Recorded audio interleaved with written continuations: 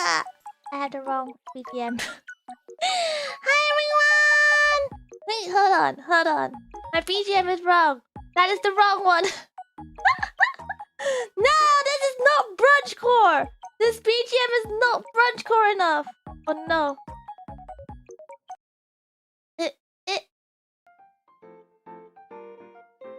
How's this? Is this a better Come to think of it, I don't think this is any better either.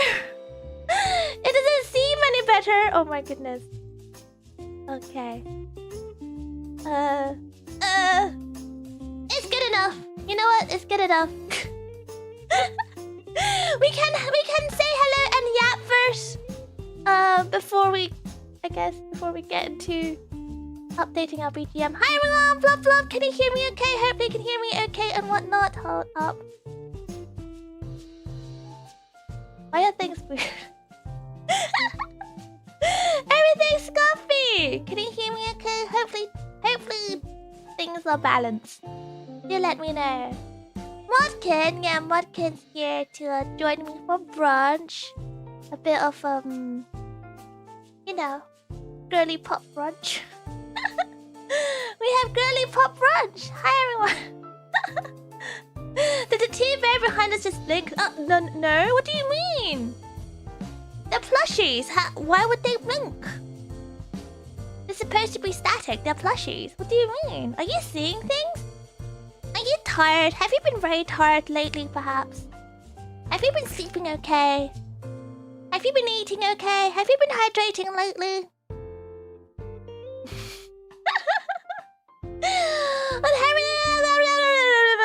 Hold on. Things are not working well. This is so scuff. But anyway, sorry, I'm in a mission to find you guys a new BGM. Donating for Modcun. My beloved, where have you been? Choo choo smooch tilde. Smooch tilde? Tilde? Who are you calling Tilda? Who are you calling Tilda? Modkin, what do you say about this? Who are they calling Tilda? You know what, Modkin? Thank you for giving such a warm blub and welcome to Modkin. Modkin been taking easy since Christmas holidays. I decided to let Modkin just relax a little bit, you know, because too much work, too much stress makes Modkin not a very happy person. So, you know, I hugely believe in a good work-life balance and, you know, overall good work employee satisfaction. Blub to Modkin. And wait, where's my blub? Why are you just blubbing Modkin and not me? Hold on. I will find you. Hold on. Cautious, what kind of music is brunchcore? What kind of music is brunchcore? You know, actually, have all puffers partaken in brunch before? Brunch.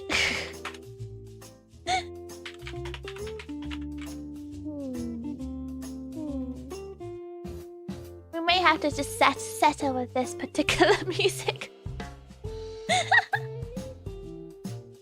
Me trying to find music that might be also not be bonkable.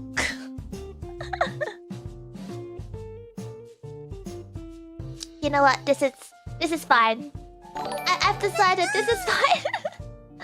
Hi, it's Regica. Welcome to Little PP. Thank you for the support. Welcome into the jar. So anyhow, scuff aside. Hi everyone. Blub. I hope you're having a lovely Saturday afternoon. It's 1:13 over here, so it's a very, very adequate time for silly shenanigans such as brunch, and other shenanigans such as lunchtime or afternoon tea. Plenty of fun shenanigans. But I hope you're looking forward to our brunch, not date, but brunch. It's a very girly pop thing to do. I didn't know if anyone here has been brunch spots before, or if it's your kind of thing. But I've been to plenty. I've been to lots of brunch dates before with lots of friends. Again, like I said, it's a very girly pop thing to do. You know, if you can imagine,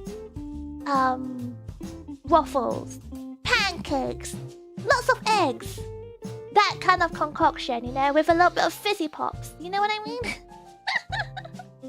You did VT brunch on vacations, really? Really? Oh, I guess that makes sense. Like, I do enjoy exploring brunch spots when I go to like certain areas of Europe and stuff. Actually, no, I lie. I did have a brunch thing when I went to America too. Like, only one time though. Only one time. Like, brunch is really fun. It's a really fun treat. But I think you need to have like, you know, company. So you can, you know, chat shit. Prosecco and eggs Benedict. Oh, that is fancy. I like that. I like myself some Turkish eggs. Turkish eggs and spinach is like mwah. But I think the popular option to go for is always avocado toast, isn't it? It's always avocado toast with a bit of prawn on top or something. Bit of sprinkle of olive oil and pepper and herbs and stuff. That tends to be the case. Turkish eggs is so good. It's so nice with a nice like toasted like sourdough on the side. Oh, it's delightful. It's delightful. You know, there's a girlfriend to do bottomless brunch. Oh, that is a treat. Pack. Your girly pops definitely know how to have a good time. Base. Never seen a group of lads do it though. You should do it. You should do it. Puff this brunch date when? There's so many brunch options these days. Honestly, there's so many brunch options these days. But you know what? Before we talk about brunchies and stuff, welcome to my Saturday brunch. My first Saturday brunch with my puffers. This is kind of random, so I don't... I'm really sorry. I just wasn't sure what to do. Okay, let me explain myself first, okay? Sit back. Let me... Is the BGM too loud? It's telling me it's kind of loud. I'm looking at it. It seems to be kind of loud. Do let me know that. When you invite me? Okay, I'm here right now. I'm waiting for you. Where are you? Where are you? I'm sure this stream says brunch. I'm pretty sure I titled this stream as brunch. Where are you? Is that fine? Okay, good. Good to know. Good to know. You can...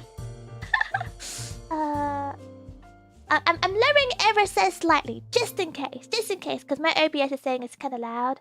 Hey ho, you know what? It's one of those things. Let me put it back up. Let me put it slightly in between what I changed. It's good enough. It's fine. It's fine.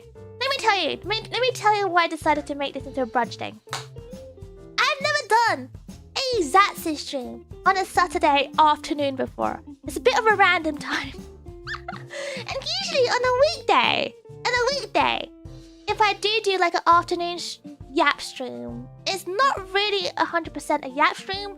Usually when we're exploring places across London or across England, or usually we are doing like a you know, a silly theme, like, you know, cooking takoyaki or something like that. And I realized, I was like, oh, I have a Saturday afternoon stream. What do I do? I'm not good at just having a dedicated Zatsu stream. It's hard. It's a lot of pressure. So I decided, let's lighten up the pressure by having a brunch stream. And originally I was gonna have Greg's, but I didn't have time to go get Greg's yesterday. And I didn't want to deliver because they're kind of expensive. They're expensive. My original plan was to get a Too Good To Go bundle from Greg's. For those who don't know what that is, it's like a thing where like half an hour before closing, you can get like discounted goods from various places, including Greg's. And I was gonna get like a bunch of discounted stuff because, you know, in the economy these days. Is this a mukbang yap stream? Yeah, not gonna lie, my toast is looking very cold now, so I don't know how it's gonna taste. but look at me, saving money, being all, you know, savvy with my spending. So I made my own French toast. Cause that is low key. This is low key. Very brunch core. Very brunch core, is it not? Look, I have an invited modkit. That's how savvy with my savings it is that I can afford to invite a second mouth. Third mouth, I'm not sure though. Yeah, exactly. Basically what Enem said, you get the cheap unsold stuff because like the food standards in the UK when it comes to shops and stuff is very strict. You're not allowed to resell stuff the next day. So, you know, instead of like chucking it in the bin, they just sell it for like a much discounted price. You don't get a choice, yeah, it's a gacha, but that's part of the fun. And I'm not gonna lie, like when it comes to these too good to go stuff, in my opinion, you get a good selection of things anyway. And when it comes to Greg's, surely there's nothing that you dislike. Surely you like everything. So you're not really losing out, in my opinion. It's like a gacha, and no matter what you get, you're gonna end up liking it anyway. So I was gonna get that basically, but I didn't have time to go. And sadly that is the case. But instead, I made French toast. This was tiger bread / giraffe bread, depending which supermarket you go to. So as you can see, it's quite chunky because it's one of those loaves that you cut yourself. I like my French toast chunky. I don't know about you guys, but I like it chunky. And with fruits, so you know, you get your vitamins and your fiber, helps you poop. You have to think about the nutritional value when you make food for yourself, right? Let me zoom it up so you can see it larger. Sorry, mod kid. Gonna hide you for a quick second. You can't just steal all the limelight. You got the blubbing already when I've got nothing so far. Tiger bread? Oh, is it like a... It could be like a localized name. I think perhaps Google up tiger bread on your... Let's say Google up. I was gonna say Google up on your favorite search engines. Have a quick look up on your favorite search engines of what it is. It might be a localized name now I think about it. But here in England, we call it tiger bread. It's just a regular white loaf that has a cracked outside. So it looks like a tiger. Some people call it a giraffe bread because it looks like a giraffe. We're very creative with our names. We don't have animal bread. I'm sure you guys have it. It's probably just called something else. It's very common. It's very common across England. So I'm pretty sure it's everywhere too. Cracked bread? Yeah. It's probably just called cracked bread across your area. But, this is essentially what I made today. What do you think? What do you think? I don't think you can see it very well, but, it's glazed with, some honey drizzles too. But I sprinkled the icing sugar on top. So I think that kind of ended up covering the honey. In hindsight, I probably should have put on more honey or sugar because it's a very thick loaf, but I shall see. If it's not sweet enough, I'm gonna run downstairs and get some sugar or something. But I've gained weight. I shouldn't be eating so much sugar. So in hindsight, maybe not the worst thing. I was gonna show it to you guys too. On webcam, but then I was like, you know what?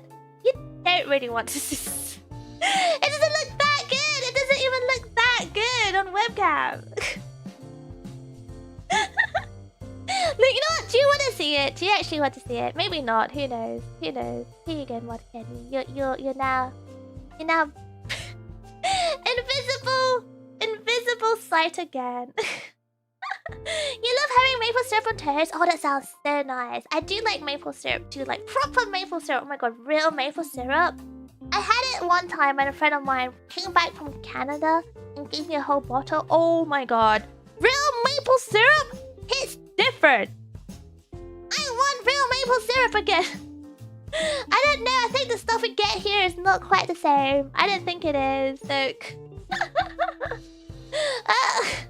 Savaloys? You want Savaloys for brunch? It's not very brunch core, I'm not gonna lie. Maybe it's kind of lunch core, I guess. I guess, you know what? Since we're just hanging out, you can have anything you want. Whether it's a sandwich or, depending on your area, it could be dinner, it could be breakfast.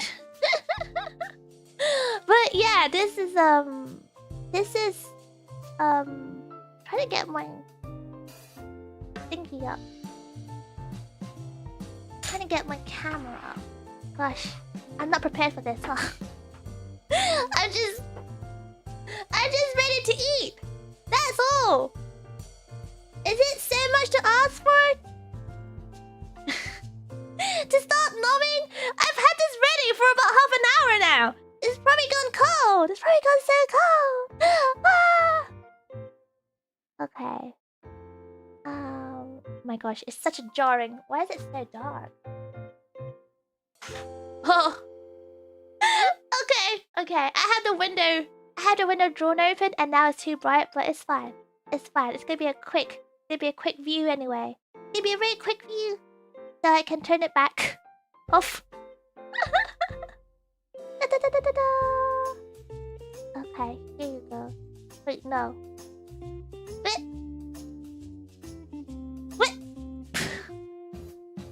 Why is it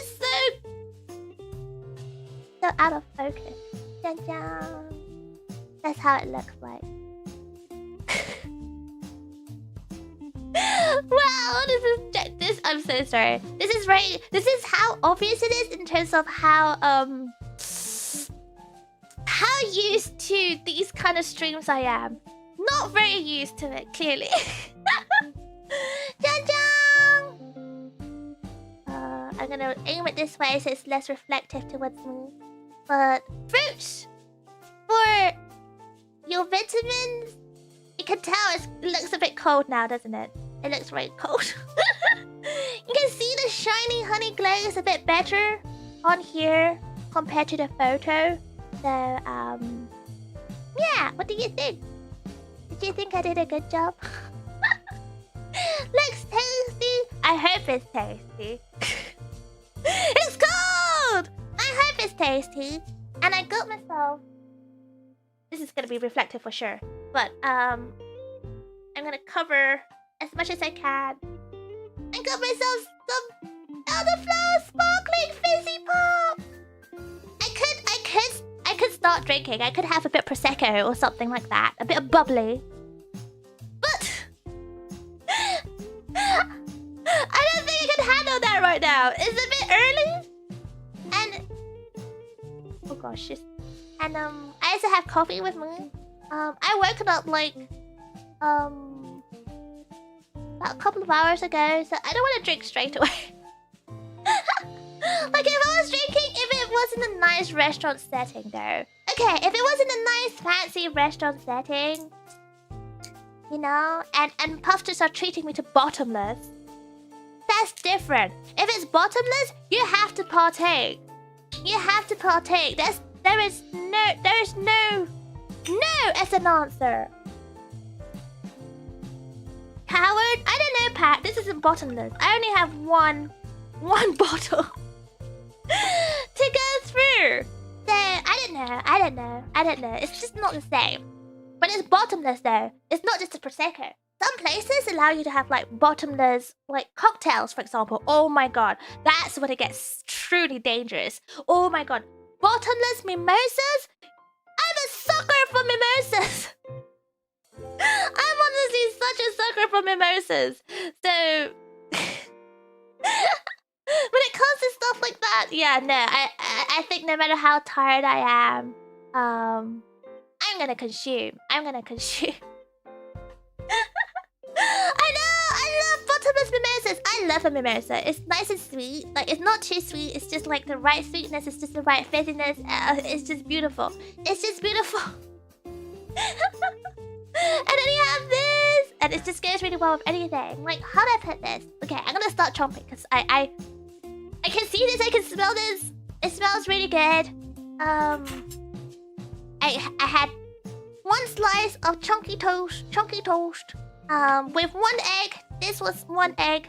I don't know how you guys usually make your French toast. I know everyone has a different recipes, but I like to put a bit of white pepper, a bit of sugar, and a bit of soy sauce for the saltiness and umaminess. But usually I taste test it first. I haven't taste tested it, so I'm just going with it, I guess.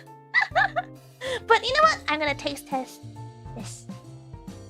Cha-chang! Cha-chang! The fruits is not in season, that's the thing. So I'm not having too much hope with the fruits. Not too much expectation of the fruits just because it's not summer. And it's all imported in. Okay, it's not bad. Oh, could be sweeter. So this sounds interesting. Yeah, so let me turn off the webcam now. So I feel less anxious. My cutlery be reflective. It'd be very reflective. There, you can see what I'm eating. Here we go. Oh, thank you, Geronimo. Oh, 2 months of big pee-pee. Oh my goodness, thank you so much. Oh my gosh, how's the jaw treating you? Thank you for popping in. Say hi. It's been a while. Good day, Penny. Currently having steamed wonton for dinner. Ooh, that sounds yummy. And it sounds healthy. It sounds really healthy. While lurking, thank you for coming. Thank you for lurking. Wishing you a wonderful weekend. Thank you. I hope you're having a great weekend too. And I hope your wontons turn out nice and yummy. Okay. I'm gonna show this to you real quick, and hopefully there's no reflections. Ah! Dun, look at this. Look at this. Look at this. Ah, look how fluffy it is. Look how fluffy the bread is in the middle. Ah, looks so good, doesn't it? Okay, turn it off. Me scared. It's reflective. Cheers. Ah! Cheers, everyone. Oh.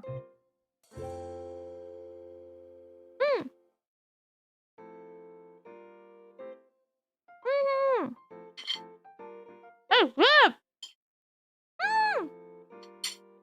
Okay, it turned out really good.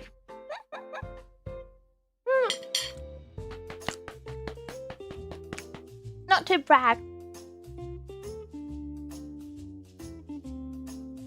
Not to brag, but that's good.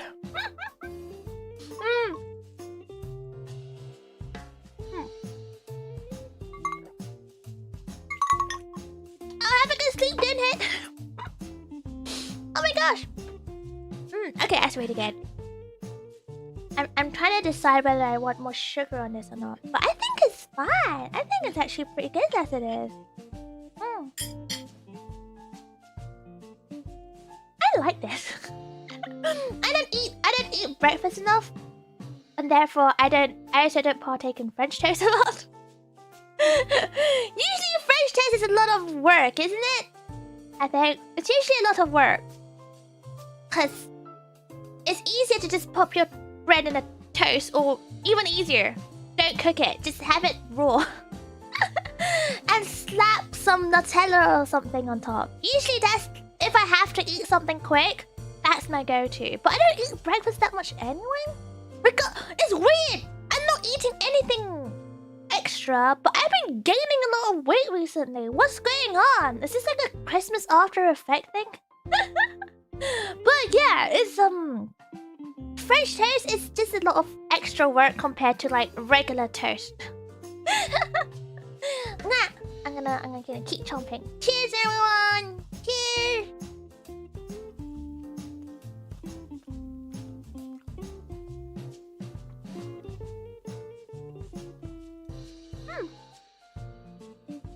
Actually, pretty nice. I was surprised. I don't know why it sounds surprised. It's like, oh, I like my own cooking. How surprising! Is that surprising? Is that surprising? I'm gaining muscle? I don't think so. I don't feel any more stronger. So I don't think that's the case. Puffball doesn't gain weight, we just inflate. Somehow, I am gaining weight, even though. You know what? I'm not gonna lie. I've not checked whether I've gained in terms of the inflation side of things. My clothes still fit. But I'm gaining kilograms. I thought I would share shed my Christmas weight, but turns out I'm not. I thought I would, but turns out I'm not. I blame the American sweets, because I'm still consuming the American sweets. Is the winters that can be normal? Do you think so? So, like, the last 2 winters, I either didn't gain any weight or I've lost weight. So I didn't know what's normal winter. I didn't know anymore. But I think, I don't feel any healthier or like unhealthier, if that makes sense.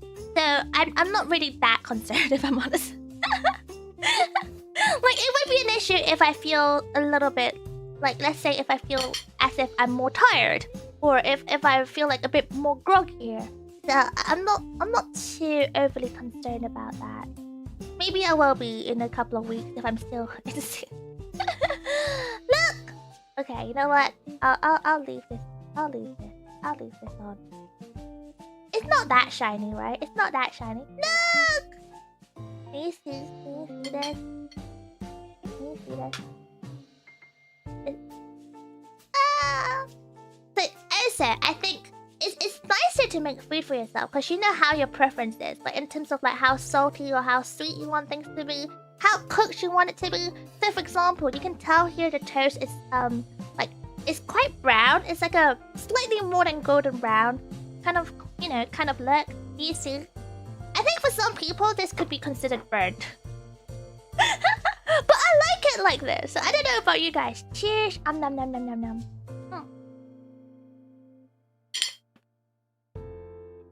I'm kind of back now, so it's easier to talk about the food I'm eating. I'll just be careful with the cutlery. It's healthier? I guess so, yeah. And you can definitely adjust it to your own preference, which is what I like. I like my toast thick and chunky. I like a certain type of toast. For example, some places uses like strange breads for French toast. In my opinion, French toast has to be with white bread. Not sourdough, white bread, for example. With brioche, maybe, I don't know. But white bread is when it's perfect. You can taste the bread and you can taste the egg. You can taste anything you want to put on top of the bread as well. And it doesn't get disturbed by any other flavors. For example, people like sourdough is like in the rage these days, isn't it? Everyone loves a sourdough. But I'm quite picky. Like, I don't think sourdough goes a lot with a lot of food. It has quite a distinct taste, right? So I just don't think sourdough goes with a lot of things. Just because you can taste that distinct sourdough taste. Like, it might go with, for example, salty meats. So if you have like a salty meat sandwich, if you have perhaps avocado toast, maybe? I don't know. Like, it has to be a certain taste, I think. Like, I just don't think, just because it's trendy doesn't mean that it goes with, this is very reflexive. Just because it's trendy doesn't mean that it goes with everything. It's just what I think. Okay, I'm gonna cut it in this corner because I do not trust the reflection of my cutlery. I did start looking at cutlery options that might be less reflective, but they are surprisingly really hard to find because as you know, I'm all about aesthetics. Look at this! Also, it's important to have fresh fruits on your French toast because honestly, it adds such a nice flavor to it too. Adds a nice, look at that, the juices. Do you see the juices running down? I know some of you guys are like, oh, you can just put some jam on it. It's not the same! Jam! It's not the same! It's a preservative. It's a preserve. It's a preserve? It's a preserve. Conserve. I don't really call that, but it's not the same! It's cooked before! This is non-cooked! Non-cooked! Fresh fruits is so good.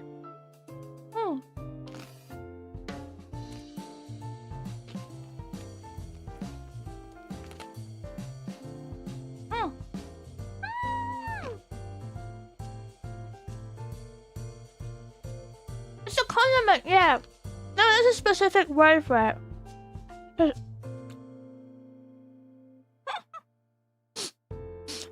There's a specific word for jams.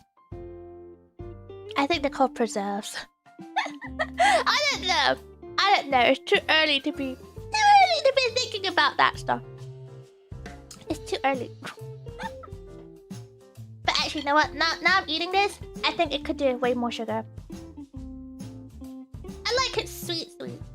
The fruits aren't sweet enough. Is the thing. It's not the right season, so it's not as sweet as it can be. Ta-da! This one is with the blueberries. Ta-da! Open up. Ah! And to be honest, you can put anything on this. I've seen people put some weird stuff on this.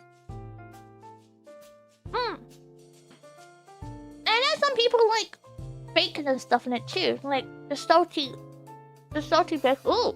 Oh, that's weird. I'm not sure about this blueberry. Oh, okay. Wait, hold on. Let me taste the blueberry. Let me taste the blueberry. This on its own.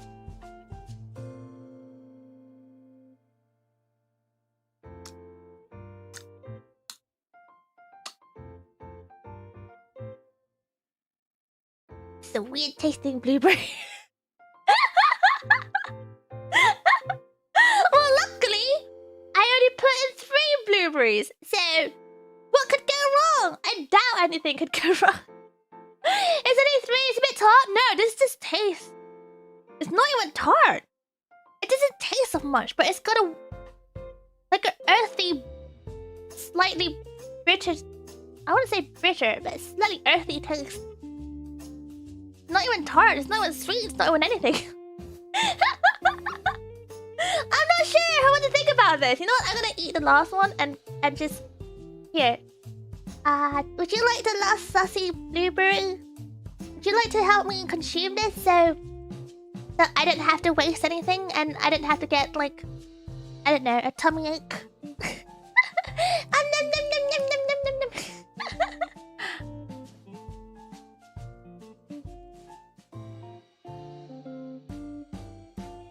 Like, it doesn't feel off because the texture isn't off. The texture is fine. But it's weird. I don't have to put my finger on it, but it's definitely unusual compared to the regular blueberries I had before. So, poison's what it calls? I don't think it's poison either. But then I don't know how poison tastes like, so who's to say? It's not bitter, but it's a bit earthy. Does that make sense? Maybe it doesn't make sense. Maybe it doesn't make sense because it is that unusual. It is quite unusual. You know what? If I don't show up for tonight's VC for the fan club, you know what's happened. I'm gonna have some coffee. Cheers, everyone! Cheers!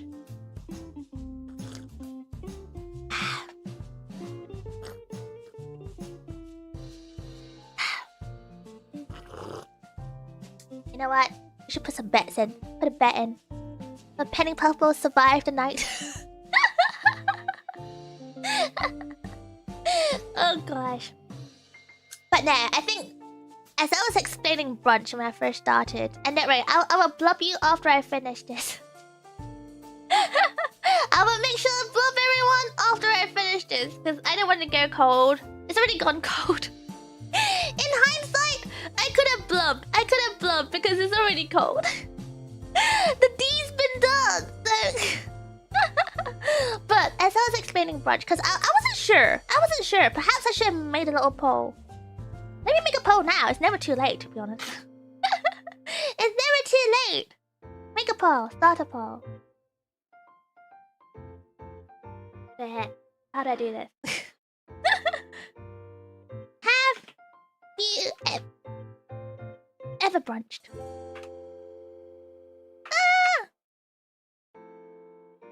Yeah. No. That is my first.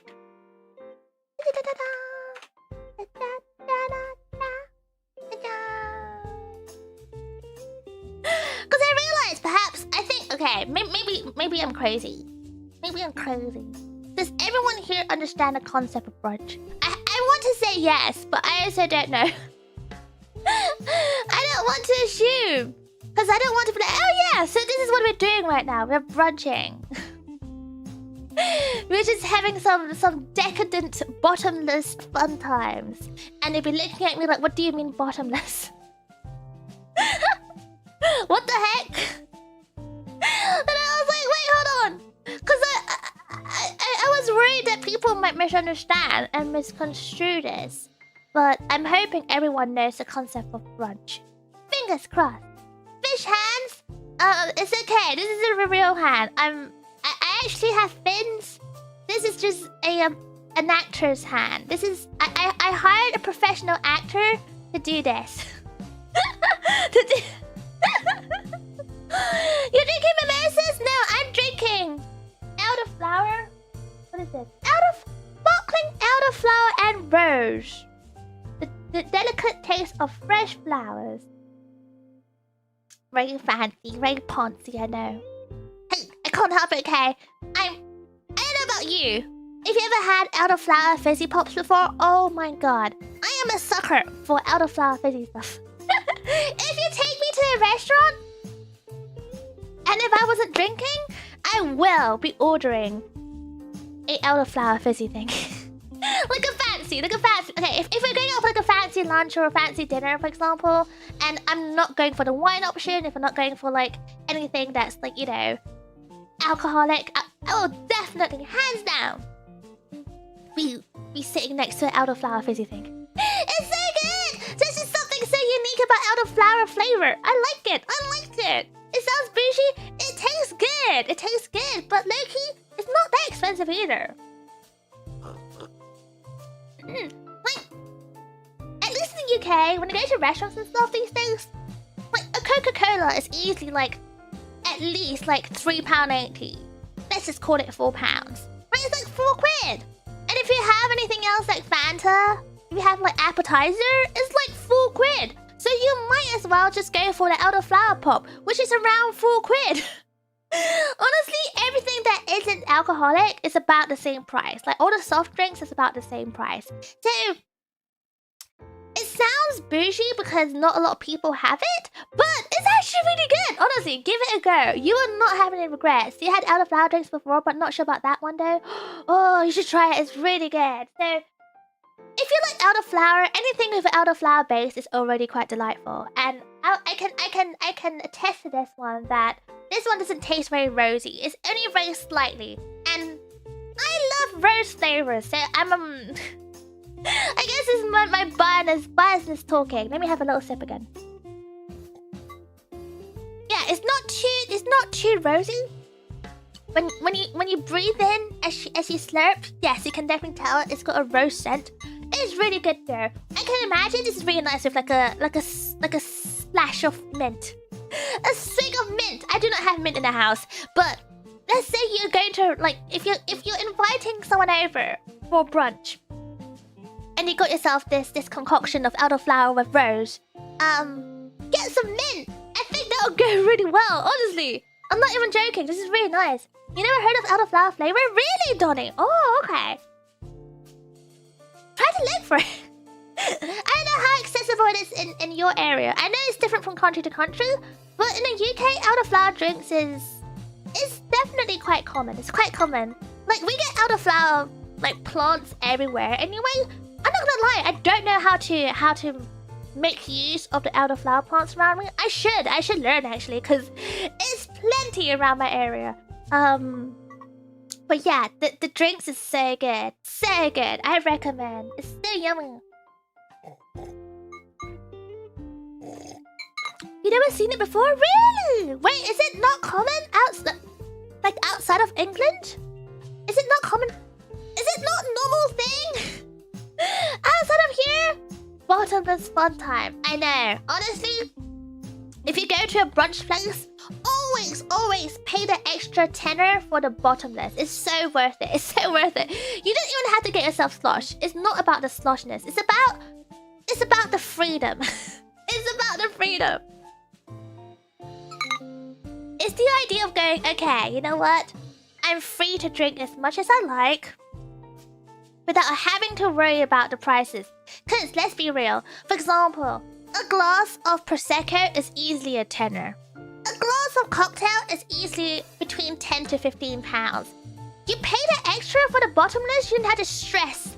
You didn't have to stress about how much you're spending on these, in quotation marks, bougie drinks.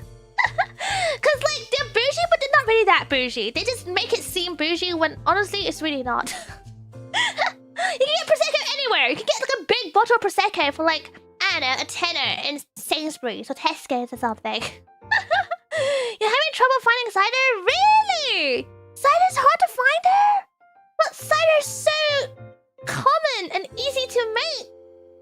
Okay, you know what? Time to move over to England, I think. Cider is so yummy as well. What? That's such a shame. That's such a shame. But now I think honestly, when it comes to treating yourself, you're going to a brunch spot. It's already a treat. Does that make sense? It's an like the concept of brunch is about being indulgent, right? It's about being naughty. You're allowed to be naughty for one weekend, and then perhaps have, like, you know, chicken on waffles. Eggs Benedict! Do you know how fatty Eggs Benedict is with the amount of sauce that they put on there? With the bacon and stuff?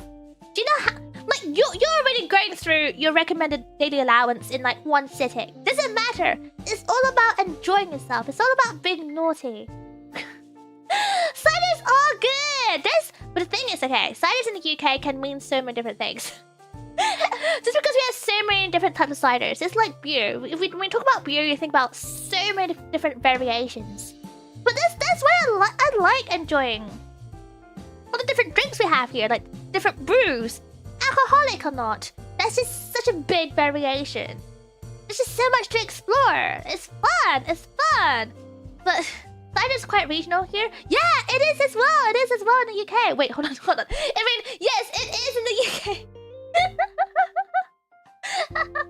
But yeah, honestly, I think when you're going to somewhere like a brunch anyway, it's all about being relaxed. It's about enjoying the weekend because you work so hard already during the week. So it's time to treat yourself. It's time to slow down. Because, you know, again, brunch is about yapping, slowing down. Like this. I'm not eating this in one sitting. Well, I am. I'm taking my time because I'm now yapping with you guys now. It's not about slowing down. It's not about rushing a meal. Like, usually on a weekday and stuff, or if I'm busy, if I'm streaming, I'm going to see family, I'm rushing around. Like, if I have to eat food, it's just so that I don't get tired. Like, eating becomes a survival thing, a necessity rather than an enjoyment. But brunch is about just kicking back and enjoying yourself and treating yourself and soaking in the moment. And that's what I want to do with you guys right now. I want to soak in my moment with my postures and talk about the egg bennies. Oh my god, is that what you call it? Sida's that? The egg bennies? That's actually so cute. I've never heard anyone calling it an egg benny before. That's very cute. That's very adorable. I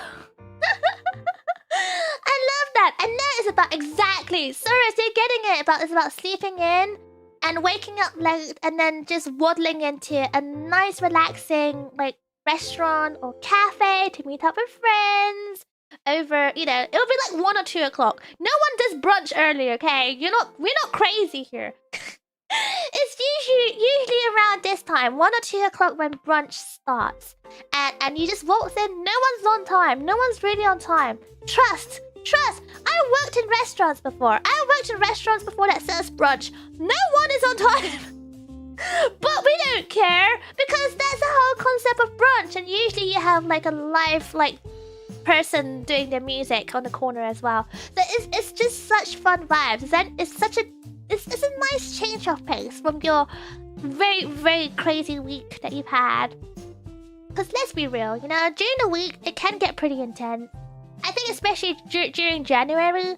I know a lot of my posters recently having a really, really busy month. Really busy time at work or with life in general.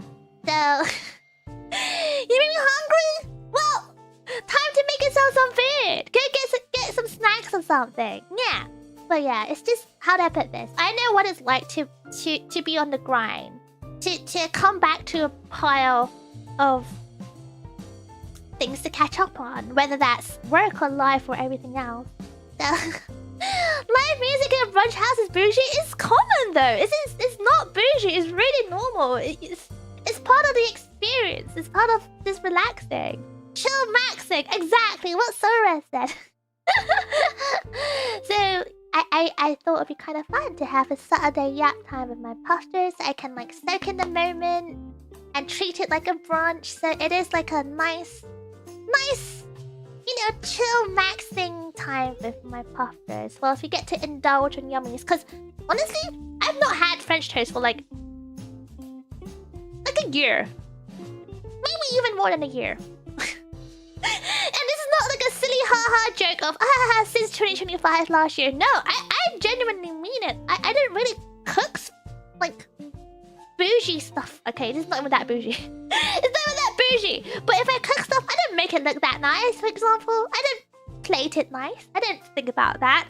I just shove it in my gob. I didn't ever think it. But this is a nice change of pace. This is a nice change of pace. I get to make myself some French toast. Dress it with fruits that I don't usually eat in the winter, because usually this is my summer fruits. I'm fancy. Well, I know how to enjoy life, I guess. Yeah, you know what? If you want to call me fancy, go ahead. But I don't think it's fancy. I think it's about knowing how to... It's knowing how to enjoy the little things in life. It's not even expensive, to be honest. Like, if you make it at home, it's not expensive. The most expensive part here is probably the honey. Probably, because honey be expensive. Like, real proper honey is expensive in the UK. Yeah, but I think, but I think when it comes to, like, brunch times and stuff like that, it's not only a way to slow down. I think for many people, when I say people, like restaurants and chefs and stuff, it's also a cool way to, like, show off their creativity. Everybody's so creative. It's literally that word. Have you been to some brunch places where you sit down and you're like, wow, this is interesting.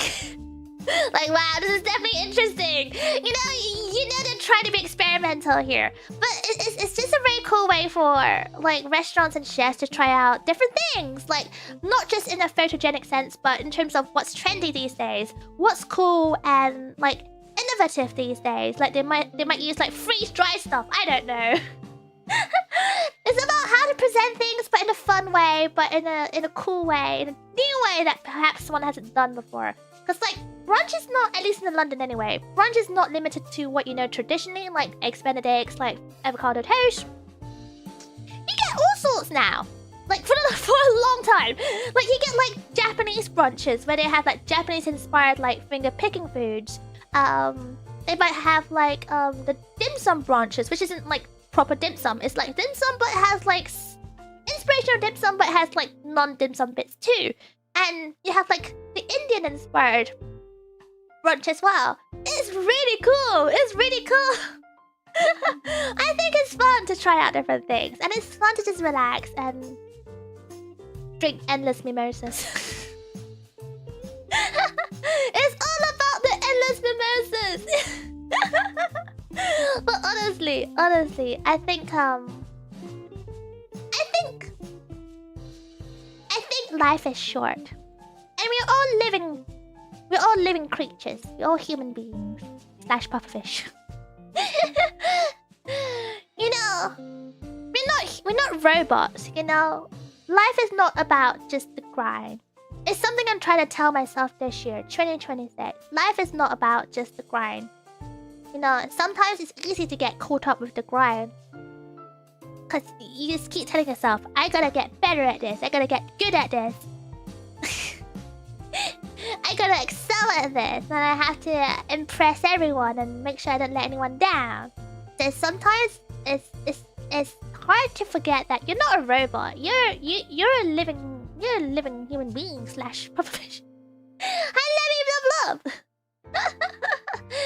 So, you know, I think sometimes there's this, people call it a guilty pleasure. I don't know. I feel like that's. I don't think that should be part of the vocabulary. Let me cut this. If it's a pleasure, it's a pleasure. It shouldn't be guilty. Why would you feel bad about enjoying something? You're making yourself happy. Like, what's wrong with that? If you enjoy a decadent brunch, by all means, enjoy a decadent brunch. Cheers! Open up. This is not the sus blueberry, so you're safe. Open up. Don't worry, I didn't have anything weird on this. I didn't have anything laced. I've not spat on this. It doesn't have my blood or anything on it.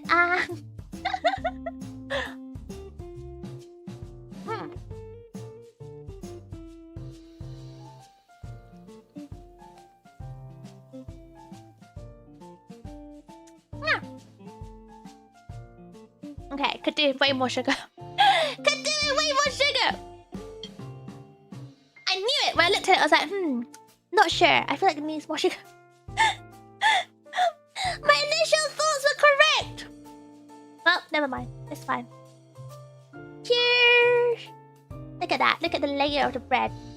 I don't think I can see it. Hold on. Look at the layer of the bread. Isn't it so yummy? It looks yummy, doesn't it?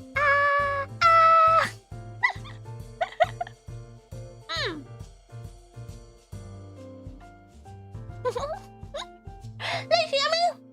It's not bad. It could be better. It could be way better. For starters, it could be warmer. Oh my god, yes! Oh my god, if you add like vanilla sauce. Sauce? I never heard of vanilla sauce. Vanilla ice cream, yeah! Oh my god, imagine vanilla ice cream on this. Oh, that would be so good! That is so good! Wow! Nice, sweet, stanky freelancer! Thank you. If only I could, share this with you guys. Like, somehow shove it through the camera and it comes out your other end. Like, comes out through your screen or something. Like... If only you should have spat on it. No! That's how you get your restaurant closed down due to hygiene issues. Yeah, you could have life the most optimized and efficient, but that's such a sad life. I mean, if you find enjoyment in that, I know some people who find enjoyment in optimizing life. If you find enjoyment in that, then by all means. But everyone finds enjoyment in different things. And I think that's no right or wrong way. But at least for me, I just feel like that's not how I would like to live life. I think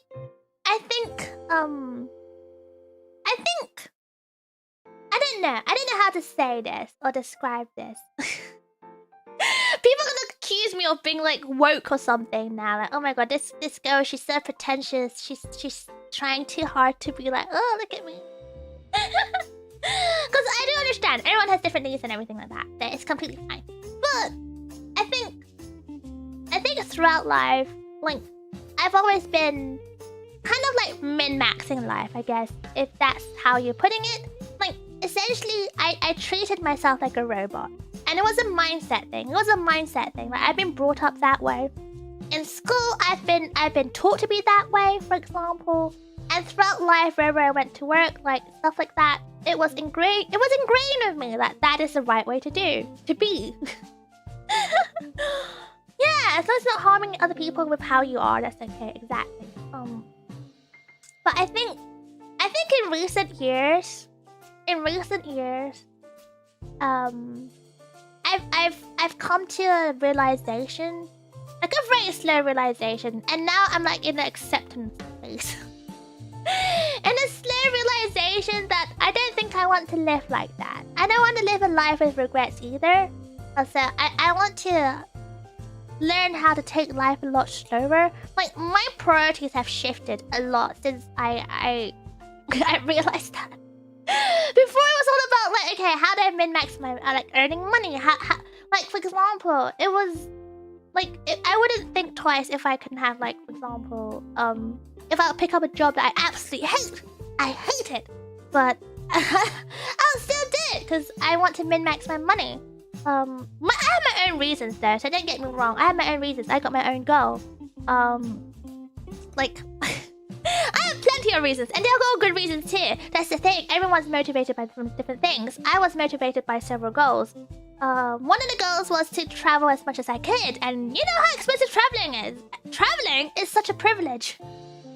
So to achieve like some of the dreams I wanted, I just had to grind it hard, and so I didn't regret doing that. I didn't regret doing that, but now I've kind of shifted that a little bit, and I think I want to focus more on like seeing what I can do for myself and enjoying now. Learning how to be like, how do I put this? Exploring my creative side a little bit more, for example. But it's really hard. It's really hard because even now, like I told myself last year, I'm gonna start focusing more on me and my time. To some degree, I did. Because I got to focus more on my creative side of things. However, you might learn this if you have a lot of creative friends or family who do it as like, I guess the day jobs. You will realize this.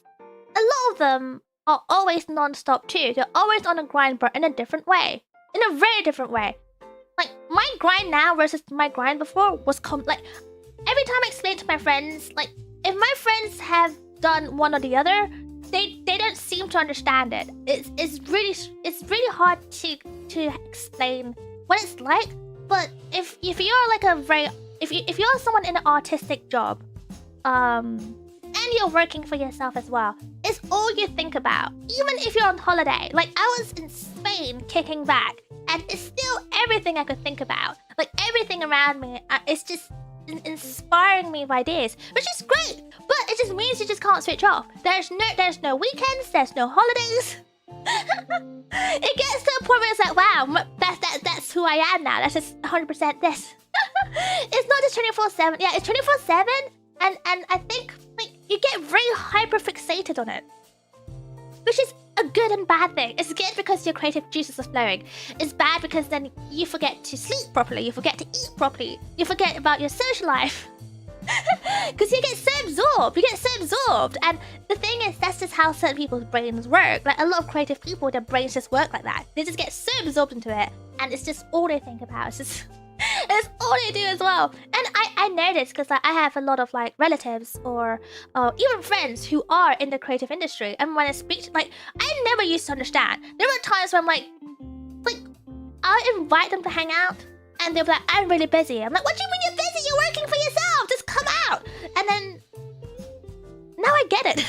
Now I'm like, I totally get it. Like I will be messaging them, and they will take like, I don't know, a week or two to reply, and I'm like, why is it taking you that long to reply? But now I get it, because when you're like super absorbed in something, like when you're hyper fixated on like, let's say a music project or something, and it's all you think about, you're trying to refine it and make it better and make it nice. It just goes in a cycle. So I get it. Thank you for the love heart emoji. Thank you. Thanks, so Haiti. You've been better. How you been doing better if you sleep too? Debatable. I'm trying with the keyword. I'm trying. It's really hard. It's really hard. But I'm trying. I think when it comes to anything, as long as you're trying and you're going towards the right direction, it's all good. But honestly, when it comes to like a lot of grind stuff, I think especially when you're working for yourself, oh gosh, that's it's so funny when people are like, oh, you're a content creator. It's like, yes. Oh, so you just make content? It's like, yes. But also, like, for example, this month I was busy with the taxes. So I was like, yeah, but I can't come out today because I got taxes. I need this week to just focus on my taxes. And they're like, what do you mean? I was like, taxes! I need to submit my taxes. Like, I've got bills to pay. I've got my rent to pay. I've got things to pay. And guess what? This month I have the biggest chunk of bills to pay. Don't talk to me right now. I can't go out month because I can't afford it. And they don't get it. They don't get it because they're like, oh, well, you know, like, can you not, like, can you not just, I don't know, you work for yourself. I'm like, but you don't understand. During the tax season, you have to pay a whole entire year's of tax in one go. You work for like other people. So what that means is your tax gets taken out on a monthly basis or like, you know, a bi-weekly basis, depending on how your pay is like. I pay all of mine in one go.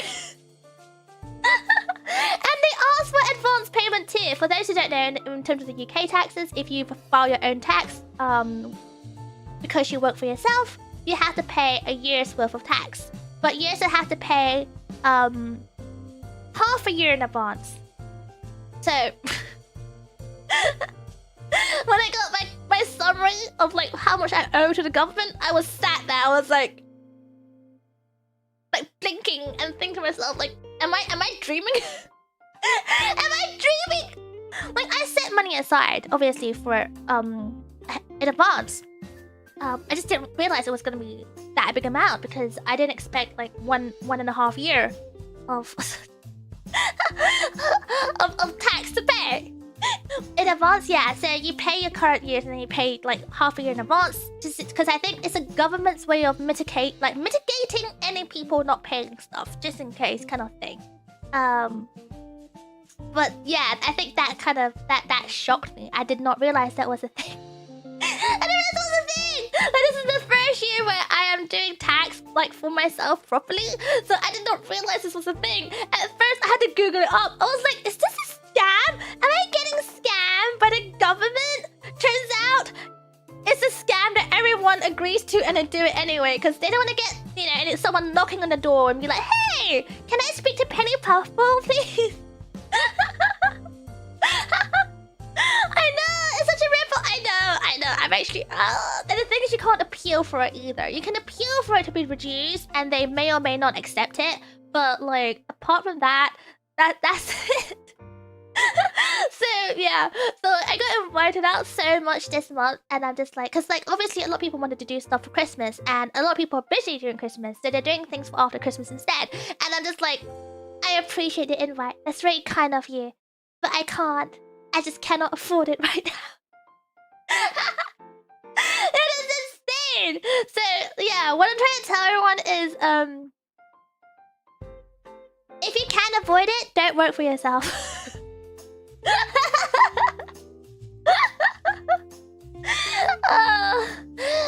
At least in the UK, like.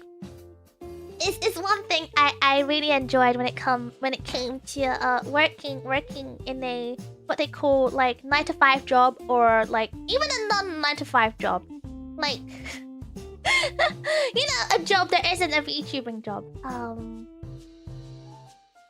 Someone else deals with the taxes. It's great. You work in a company and they have accountants. They have dedicated individuals that deals with these kind of things, and you just sit there and let them do the magic, and it's great. It's amazing. Huge. What is this? What the heck? Hi, Asta Kebab. Hi.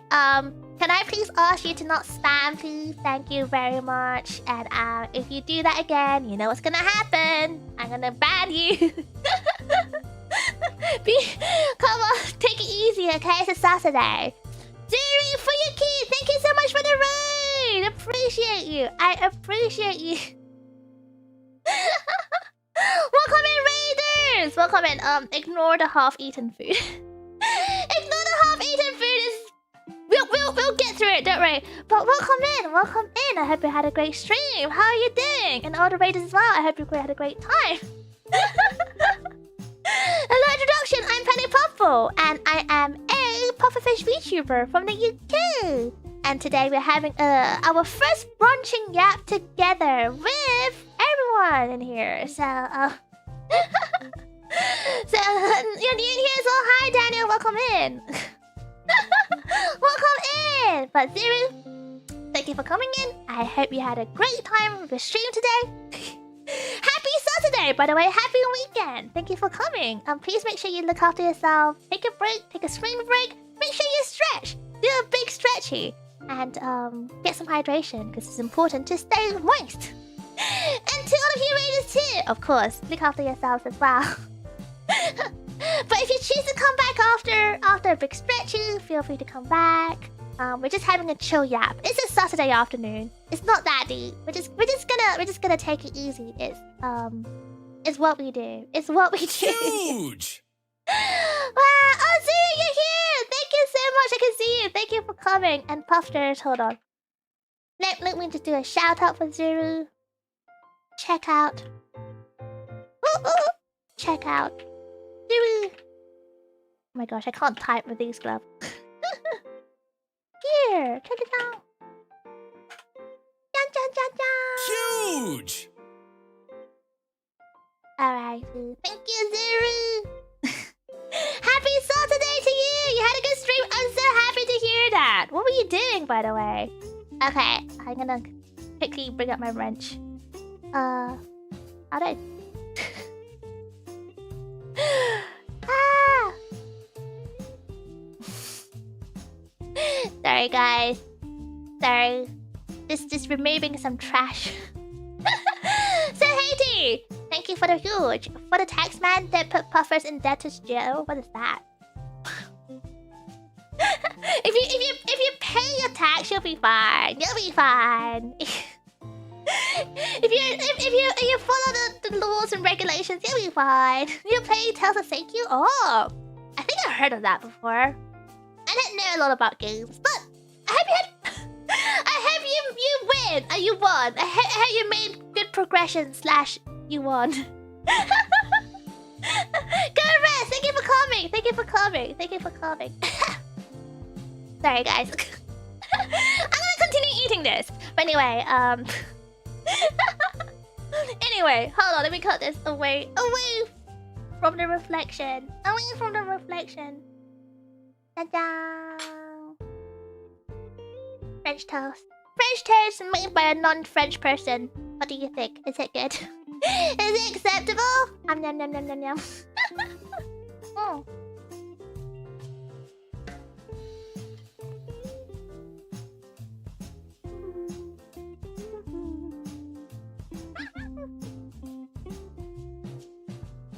Cheers.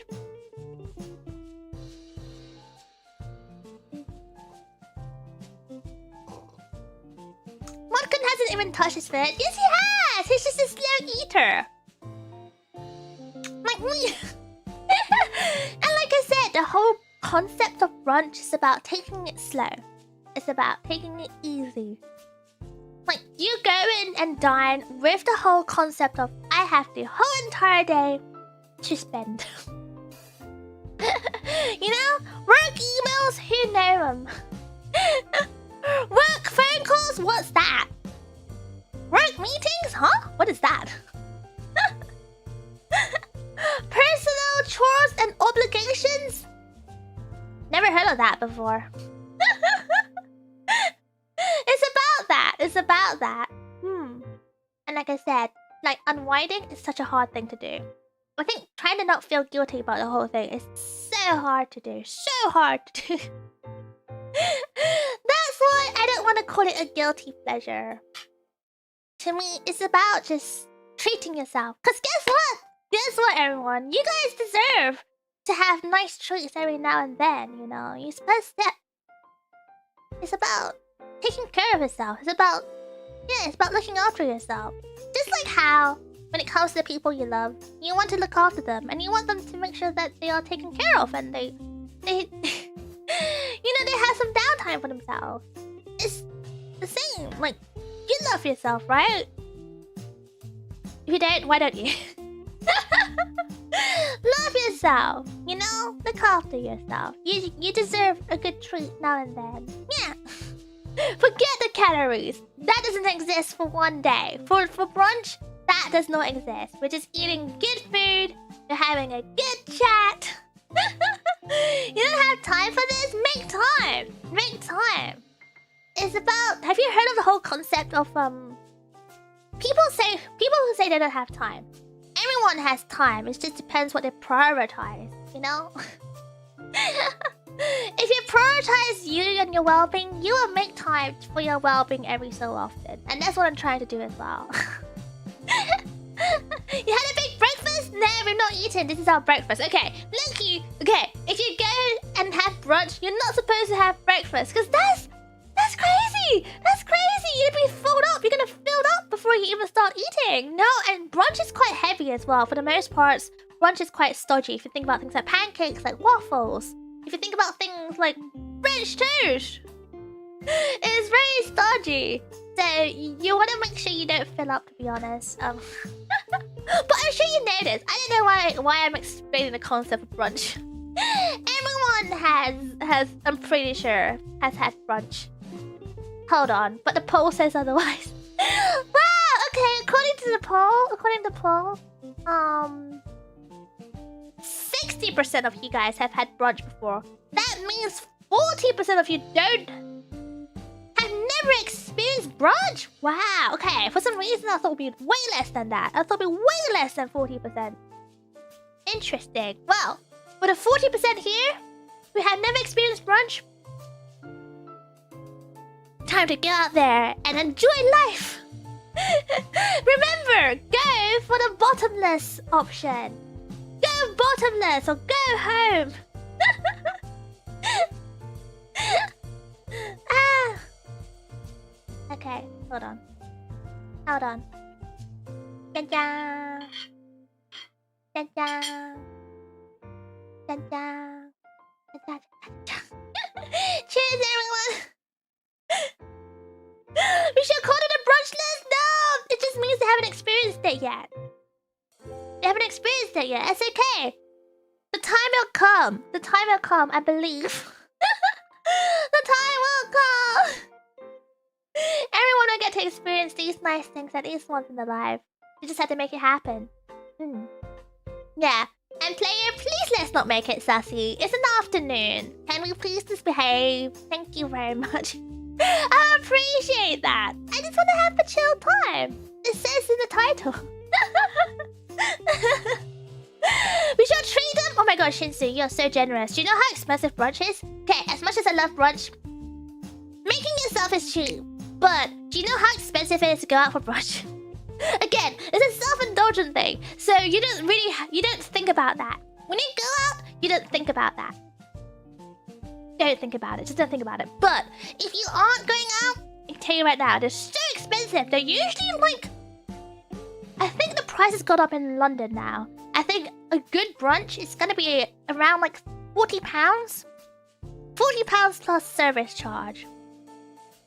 Something like that. Like usually it's like maybe 50 for like bottomless. Like a good one.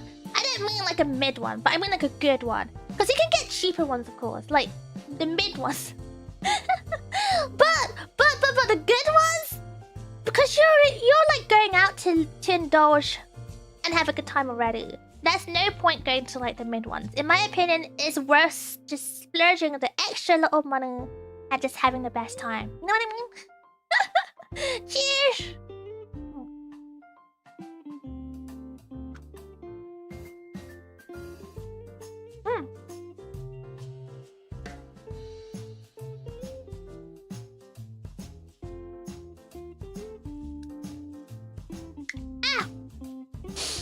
Cheers, hold on, I'm gonna get coffee.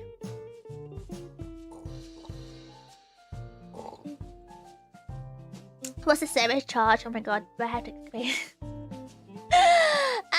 It's a service charge. A service charge is a service charge. A service charge is the charge for service. I think so. I had to explain. Okay, to be fair, I realized service charge. I think a lot of countries actually have service charge. Huge. Thank you for the huge Coco! Thank you for the queue! We're not done the queue yet, so don't worry, you've not missed it yet. Just came from a visit to the niece. Oh, I hope you had a good time! I hope they're well as well. I think when it comes to service charge, I think a lot of countries have it. I know that for sure, because I feel like every single country I've been to have a service charge in some way or the other. But essentially in the UK, it's an optional charge. You can opt out of it, but to be honest, it's fine. You don't have to. It's not that bad. It's usually like 12% or less or more depending on the establishment you're at. And the service charge will go towards the establishment. And the establishment will choose what they want to do with said service fee. You made it optional? Yeah. A lot of establishments don't auto add it on either because it is optional. And typically service fee only happens in actual like sit down establishments. So restaurants, for example. Cafes, not really. Not so much. If you go to a cafe and you sit down for food, most likely you will not be charged a service charge. So typically it's a restaurant thing. But if you do a takeout, for example, you will not get a charge a service fee. That's crazy. But you can ask for it to be removed. But because it goes into the establishment, the establishment chooses how to divide the service. So they might go, okay, we might put like 60% towards back of house because they don't see tips. And then 40% towards front of house because they see tips and that's just a top up for them. Legally, the establishment does not have to give any of the service fee to any employees whatsoever. That's the legal side of the UK. Because service can imply anything. It can be used to service the restaurant, for example. So, for example, they can actually use the service fee to buy new cutlery, for example, to buy new glasses, to buy new tableware. So anything to service. Mika! Hi! How you doing? Blah, brunch is 10 p.m. here. Well, girly pop, it's time for you to come over here then. Come over here so you can brunch and talk shit in it. We love the brunch and talk shit. But yeah, so that's the service charge in the UK. Service charge is not tips, by the way. They're two very different things. A lot of people, if you are in a restaurant, we tip on top because we don't know if the service really goes to the restaurant, to the waiters and stuff. You can ask. You are allowed to ask if the service goes towards the staff, and they will be honest. They have to be honest to tell you yes or no. But they don't have to give any of that money, not a single penny, to any of the staff. So that's just how it works. Why is UK so weird? It's not really weird. I guess again, every country has their own service thing. Like America has the like mandated tips. Like the 20% mandated tips. That's crazy. Now that's crazy. But in the UK, it's just, it makes sense if you think about it. You just want to say thank you for the service. And it's a culture thing. It's a culture. It's not really weird. It's a culture thing. But like I said, you can ask it to be removed. So it's not mandated. It's not mandated at all. And sure, maybe sometimes you might get a weird look from the manager, and they'll be like, oh, like they might ask you why you want it to be removed. You can answer it. You can choose not to answer it. It's up to you. Because end of the day, it's your right to say you want it removed. And most of the time, if they're asking, they just want to understand what's wrong. Like, you can't just say, I can't afford it. And that they're completely fine with that. But sometimes they just want to understand if you had a bad experience. For example, if you had a bad experience, they can take it away for improvements, for example. But no one really argues with you about this. Like, UK as a whole culture, we are too timid to argue about things. To a point where you're too timid as well to ask for the service to be removed. So it just depends how timid you are. But typically people don't really mind removing these things. And because like I said, end of the day, the staff don't really see the money anyway. So why would they argue back? They're just like, yeah, whatever, sure. Do whatever you like. This is your money. This is your money anyway. Tip is also just a US thing. I think it is just a US thing, but I think it's becoming more and more global. At least in the cities. I've noticed it in the cities. So yeah, that's the thing. So with the US, I understand why they have the whole tip system thing, because they are underpaid, because at the end of the day, the UK... the American wages is really, really... I'll just say it's a choice. It's a choice. So I do feel bad for the staff. Like, the wages in UK isn't that great either when it comes to service stuff, but at least, the minimum wage here is reasonable. At least it's reasonable to some degree compared to America. So we can't say too much here. Yeah, cheers.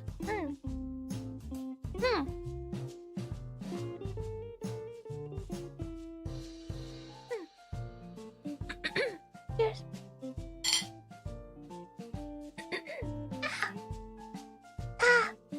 Oh, I got something in my throat.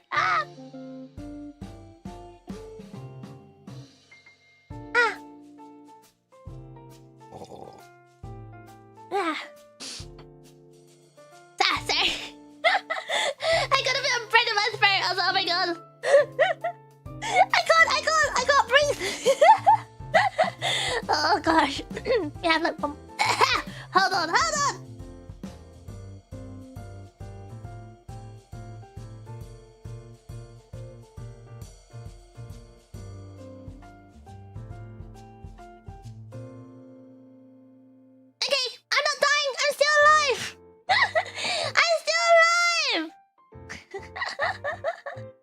Oh gosh, have a good mood for me.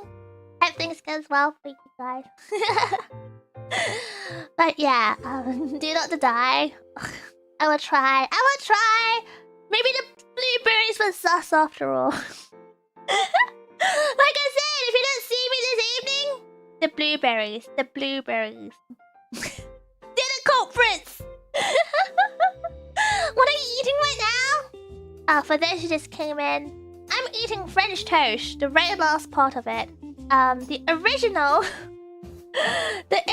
plating looked like this. That's what I made today. French toast with a tiny bit of fruit. It's brunch. So we're taking it easy. And it's a Saturday, so of course we're taking it easy. Honestly, I think times like these, I need a little treat. I don't know about you guys, but I think I've been quite busy lately. It's weird because like we just had Christmas recently, but it felt like such a long time ago. Does it not? It looks yummy. Thank you. It confirmed, Cat. It is yummy, but I think it needs more sugar. It needs more sugar for sure. Pause the last two raspberries. Get your own. Is there anything that's not odd tasting in terms of fruits? So get your own raspberries. Modkin okay, he barely touched his plate. Yes, he has. He's eaten. Look, he's chomping. He's chomping right now. He just can't see it because he's little. He's so short. But what is this? What? You're not used to the year's winter? If it's 3:30, but it feels like evening. Oh, really? Oh man, I think yeah, depending on what parts of like Europe you are. If you're quite far north, yeah, it gets dark really quick.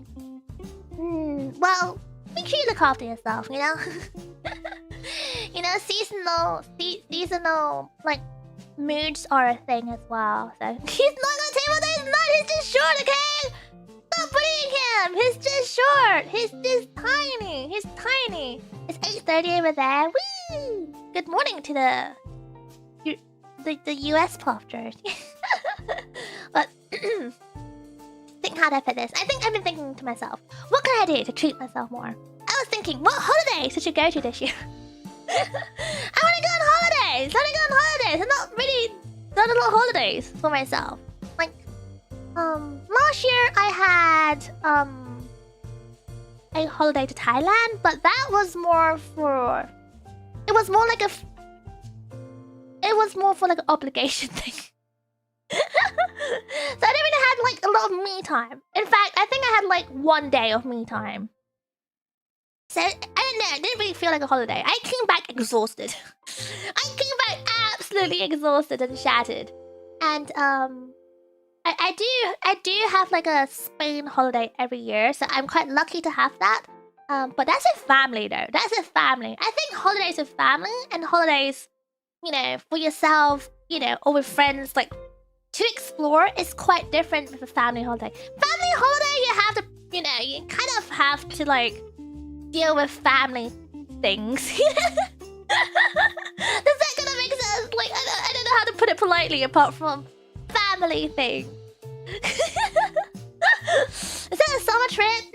No, I do not. I didn't go to Spain in the summer. No way. That's crazy. Because that's when it's peak season, so it's expensive and it's too crowded and it's filled with loads of tourists and it's too hot. It's way too hot. So I tend to go when it's off season, either in the spring or in the autumn. So I don't know. I don't know if I might go again this year, but if I was, it's probably going to be again in the spring or the autumn, just to avoid the crowds. Do you guys have like holidays? Like, do you guys have regular holidays like that? I don't know, because I know in the UK it's very common for people to have like their regular getaways, if that makes sense. Like I know, like some of my colleagues, like back in the old days, they would regularly go to like Mallorca, for example. Some people regularly go to Dubai, for example. Like that's like the common, like, you know, family holiday spots and things like that. Thailand was rough? No, it wasn't rough. No, rough is the wrong word. I had fun in Thailand, but it was definitely not like a holiday. Imagine you're going to a convention with friends, for example. It's kind of like that for a holiday. it's like going to a convention with friends, but holiday. So it's quite different. So I didn't really get to do a lot of things I wanted to do. I didn't get to eat a lot of food I wanted to eat. Because at the end of the day, you're with friends, so you want to be able to make sure that everyone's comfortable. So you know what the majority wants to do, we're doing that kind of situation. Family holiday in Dubai, that's wild. Is it wild? I think it's more common than you think. So Dubai has a big tourism industry there as well, to be honest. So yeah. You know, hi Patrick, thank you for coming in. Oh, you have a football match today? Oh my god. You're playing or you're just watching?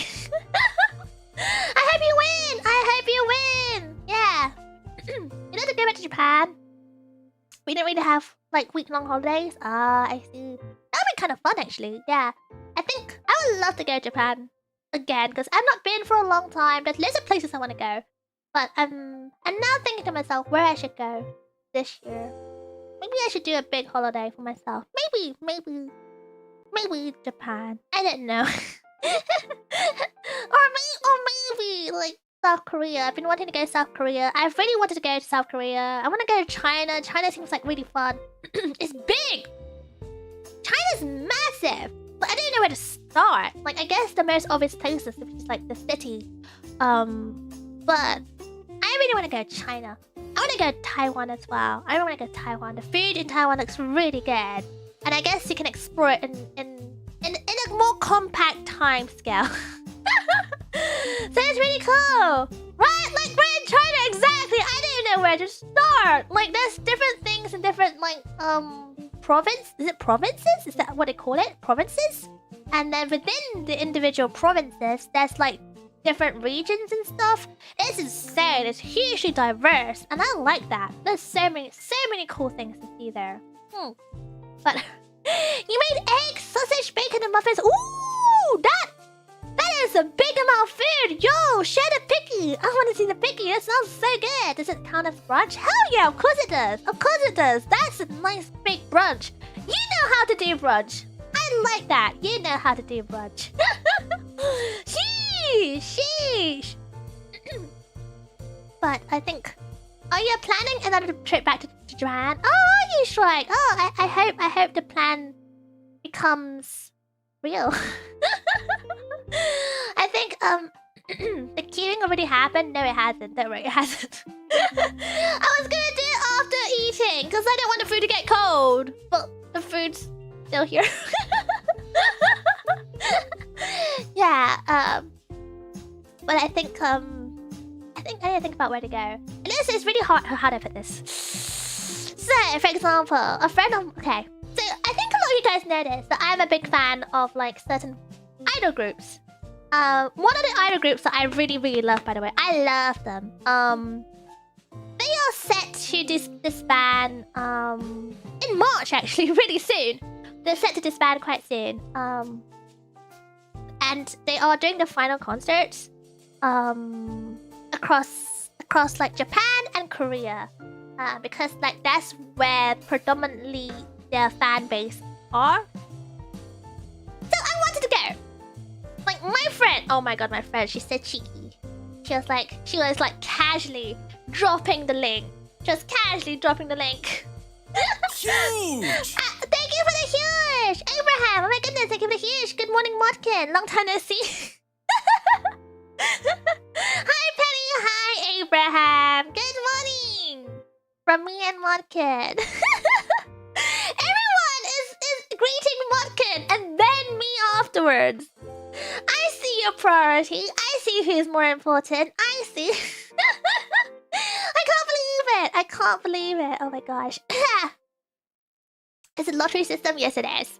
But she was like dropping the link and she's like, we should do this. I'm like, girl, I want to. And the dates are definitely doable. It's like February. I was like, oh, this looks good. I was like, February? Hell yeah. I can make time for this. I can make time for this. Hell yeah, let's But I was like, wait, hold on a minute. I didn't think I'm gonna have the money for this because it's not just the flights. It's also like the accommodation. It's also the actual like ticket for the actual concert because that's quite expensive. And on top of that, we'll be buying merch, and I mean loads of merch. It's the final concert. Of course, we're gonna buy freaking merch. We're gonna buy so many merch. And I have so much merch that I haven't bought yet. So there's like a backlog of stuff that I haven't bought that you can still buy online. So I'm like, I have the disbanding merch, the final merch on top of like previous existing merch and everything else. I was like, no, this is you don't understand the FOMO in me right now. The FOMO in me is too real. Like, I genuinely mean it when I say I really truly miss doing like idle enjoying activities. It's not the same. Like the FOMO, like FOMO, I didn't realize was such a big problem for me. Because I guess back in the day, so I was like, you know what? If I want to do it, I'll go do it. And I guess I never really realized what real FOMO was like. In my head, back in the days, I thought FOMO was like, oh well, you know, like the sense of reluctance. I thought it was kind of like that when you kind of go like when you're not really sure if you want to go do it, and you don't go do it because you weren't sure to begin with, and you kind of feel sad because you see people posting pictures and stuff like that. That's what I thought FOMO was. It's not. That's not FOMO. FOMO is way more intense and heavy and so saddening. I was so sad. At least 10 mini merch. So many merch. At least 10. Yes, at least 10. And I'm the kind of person who likes to buy double of said merch. So you can imagine what it's like. The fear of missing out. Yeah, except in this case, I'm definitely missing out. Because... I need to, you know what? At this rate, I'm just gonna be I'm gonna be an office lady again. I'm just gonna be an office lady again. You know when you watch all this anime? Or like, I don't know, K-pop dramas or J-pop dramas? J-pop dramas? But no, K-dramas or J-drama where you have like the protagonist and they are like a normal salary man or an office lady or something. Why is there so many spammers today? Okay. What's going on? Oh my goodness! Modkin, why are you just eating? Why are you not wrenching? Be responsible? If it's possible, go for it. No, that's the thing. I am being very responsible right now. That's how I know I can't go for it. Like I said, tax month. Live, love, love. I would love to live, love, love with my favorite, my current favorite K-pop boy band. Their base one who won't be around after March. Who will be disbanded and disappeared after March. It's so sad. You don't understand. You don't understand, okay? They recently released like new songs because obviously it's like their it's their final song, okay? It's like the final, you know, hurrah. And it came so unexpectedly. I remember actually the this was actually one of the days where I was a little bit late to stream because I was watching the video and I was in shambles. Okay, I was in shambles because the video came out and I decided, stupid me, decided to watch the video. It was an envy. The song title. Okay, imagine this song title. It's called "Running to Future." Running to Future. Now, if you hear that, it sounds positive. It does sound positive. When you click into it, it's like bittersweet. Like, yeah, they're clearly trying to make this look very positive, but it's so sad. They have like a full like montage of like their previous MVs, their previous outfits, and everyone's like, you know, being all like, you know, super emotional and cushy and stuff like that, and you're like, no, their friendship, they'll be separated soon. This is gonna be so sad. It's gonna be big sad. Hi, Sub-Zero, welcome in. Oh my goodness, I just can't. It makes me sad. It makes me sad. Like, honestly, that was one of the reasons why. Huge! Why am I getting spammers today? Ah!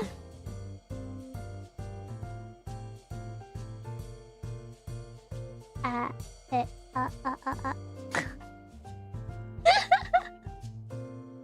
is going on today? Why is brunch attracting some weird individuals? What was going on in the brunch? This is not really brunch core. It's not really brunch core. What's going on? Do I need to appoint a temporary mod as Modcon is currently eating? Who can I trust to be a temporary mod? Wait, hold on. Trust nobody. Trust nobody. Trust any Zero Base one.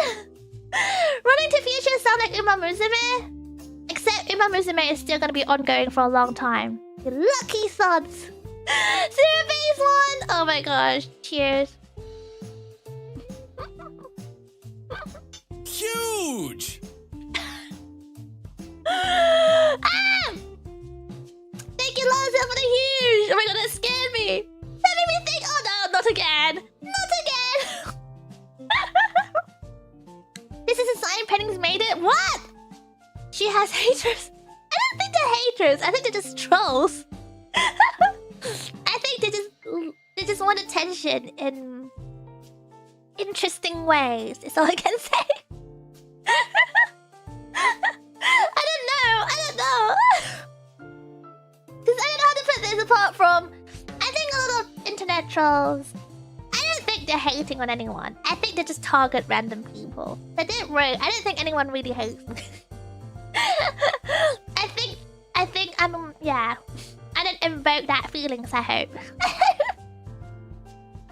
I think some people just really want attention. Cause you know, it's just what it is. You know, it's a weird world out there. It's a weird world. So don't worry about it. It's okay. If it happens though, I may have to find someone as a temporary mod for like half an hour. Or just end stream. Just blub and end stream.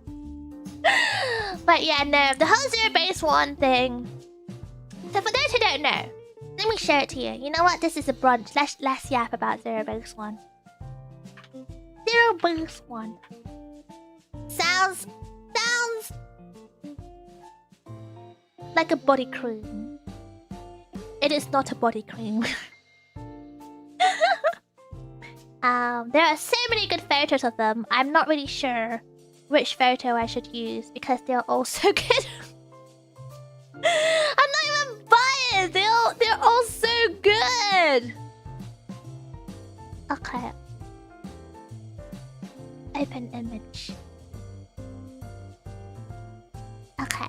This, my puffers, is K-pop boy band Zero Base one. For those who don't know, this is them. Maybe I'll do a stream on them one day. Before they disband. But long story short, they formed together a few years ago through a competition called Boys Planet. Sounds sus, I know. I promise it's not. I promise it's not. So Boys Planet is actually a show that uses the same style. In fact, it's the same company that runs another similar competition show called Girls Planet. So Girls Planet was like the competition show that started it all. And because Girls Planet did quite well, they didn't do that well, but they did quite well to a point where they decided to make a guy's equivalent, which is why it's called Boys Planet. So please don't think it sounds sussy. It's just because, you know, first of all, it's Korean, so they already have the whole, you know, English not their first language kind of thing going on. So there's a competition show called Boys Planet, where it's a survival show, and the finalists, the contestants, the top 9 will form a group. So at the end of the series, the top 9 was these fellas right here, and together they formed Zero Base 1. How do you spell the name? Zero as in Z-E-R-O base. So Zero Base 1. They're all letters, by the way. They're all letters. So there's no numbers in it. Zero Base 1. It's still just letters. So type it in as one word and 4 letters. Sorry, I should have explained. But you can just write ZB1 as well. ZB1 will give you the right search as well when you put this into Google. So that's Zero Base 1. So again, the whole concept of the survival show is they'll form a group, an idol group. That's a temporary group. They'll be together for 2 years. Like their activity will happen for 2 years, and the whole point is it's kind of like a training for them. And then once they finish, they graduate, they disband, and go back to their respective companies, because none of them belong like in the same companies, if that makes sense. They're all just random contestants from different companies, or whether they're indies or whatever it's called. So they're all just random people that formed into a group under one management for 2 years as they are active, and after 2 years, they graduate, they go. That's their concept. So it's not permanent. The whole idea is it's not permanent. There's loads of groups like that already, based, again, very much based from survival shows, because the whole idea is like these people, they're still young, or perhaps it's like their last chance or whatever it is to stardom. And this is a way for them to get a brand new experience as well. So it's quite fun. It's quite fun. Yeah, they do have loads of shows like that. They got loads of shows like that. So it's not a new concept at all. But that's why the ending of Zero Base 1 is already foreshadowed. We were all expecting this, but it's weird. Like, you're going in the mindset of this is not permanent, but it still hits pretty hard. And how do I put this? There are groups out there where they said it wasn't going to be permanent, but they still extended. They still extended the activity period. So the Girls Planet group, the first one, they're called Kepler. So Kepler also had a similar contract of only being around for 2 years in terms of activities. But because of their success and the fact that everyone in the group agreed, they actually extended the group's activities to like a few more years. So they're still active, despite the fact that they debuted way before the guys did. So it just depends on like the popularity and also, you know, the individuals as well. When I say individuals, I don't mean like what the individuals want. Yes, they do have to consider that, but what I mean is like the companies of the individual. So you have to understand, a lot of these individuals, they belong to a company, and some of these companies are massive, and they probably have future plans. When they enter these competitions, they probably have future plans of going, okay, they are gonna get a boost of fame and success and awareness. So we're gonna use that boost to promote our company, and we're gonna make our own group after the 2 years. That's the long-term plan. So you have to understand, a lot of times, the individuals here don't actually have much of a say. Just like any corporations in, like, think about your work. If you work for like a corporate company, your CEO runs the decisions and stuff like that. Not you. So, did you watch them all the way since they met in the first show? Yes, I watched it every week. It was really good. I had a lot of fun watching it. It was really long, but it was really good. Yeah, so boy bands go hard in Asia. They do. To be fair, I think boy bands is probably a bit loose. Idol groups in general goes hard when it comes to like K-pop. Like, the regimen is like so strict, actually insane.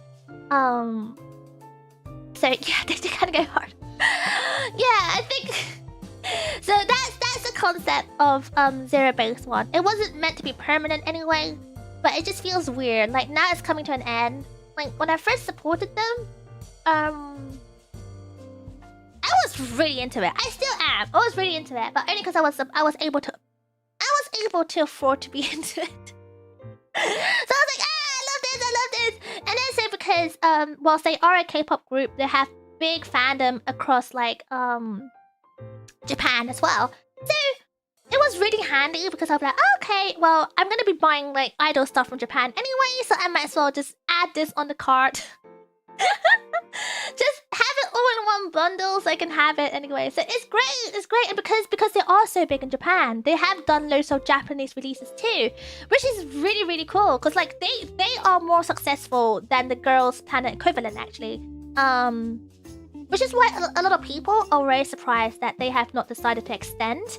But again, most people aren't surprised though, just because some of these people belong to really big companies, and if you're in a big company, they're probably gonna have other plans for you. That's just how it goes.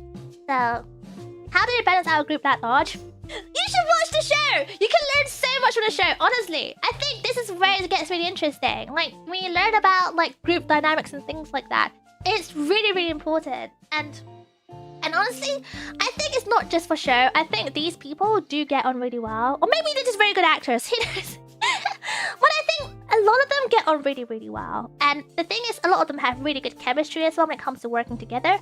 I think when it comes to groups, successful groups, it's never about how good everyone is, if that makes sense. It's about how well everyone gels together and the chemistry that they are together. You can tell. I say you can tell. No one really can tell. But sometimes you can tell when a group's chemistry is a bit iffy, if you know what I mean. So, no, honestly, the K-pop shows are fun. They're obviously edited to deliver a certain narrative. So, obviously, you know, go into that mindset. It's all very edited. Just like any shows out there, just like any reality shows out there, everything's kind of edited. Not just kind of. Everything's very edited. Don't take it too seriously. To be fair, none of these shows are that serious. It's a Saturday. There's no point to be that serious. The last bite, everyone. Cheers! Yum, yum, yum, yum, yum.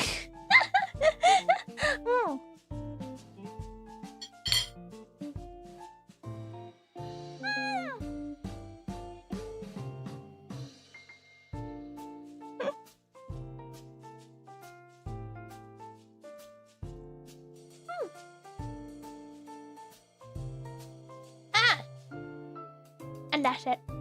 I'm gonna turn it off. Yeah! Finito! Finished! How do I put this?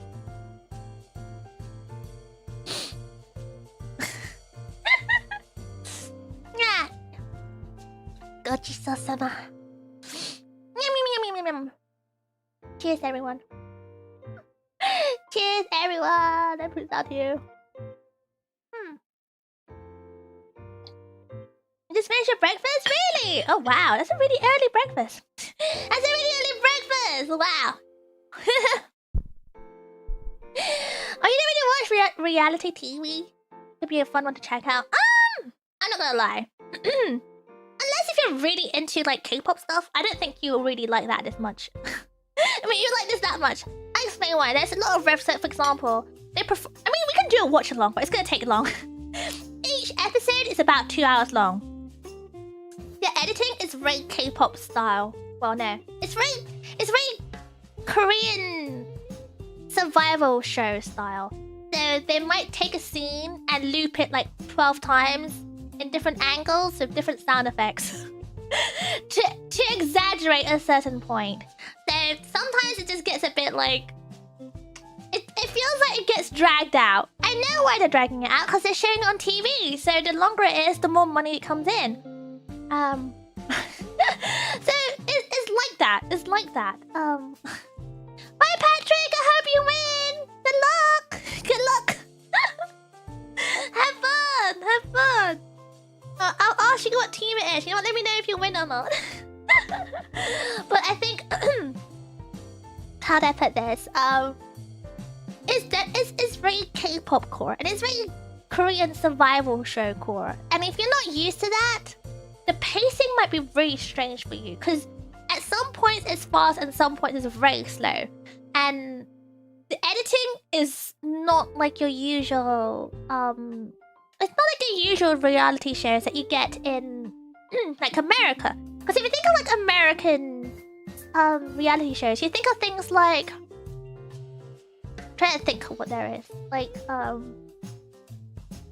don't know. I know British reality shows. So we have like, you know, The Only Way is Essex, for example.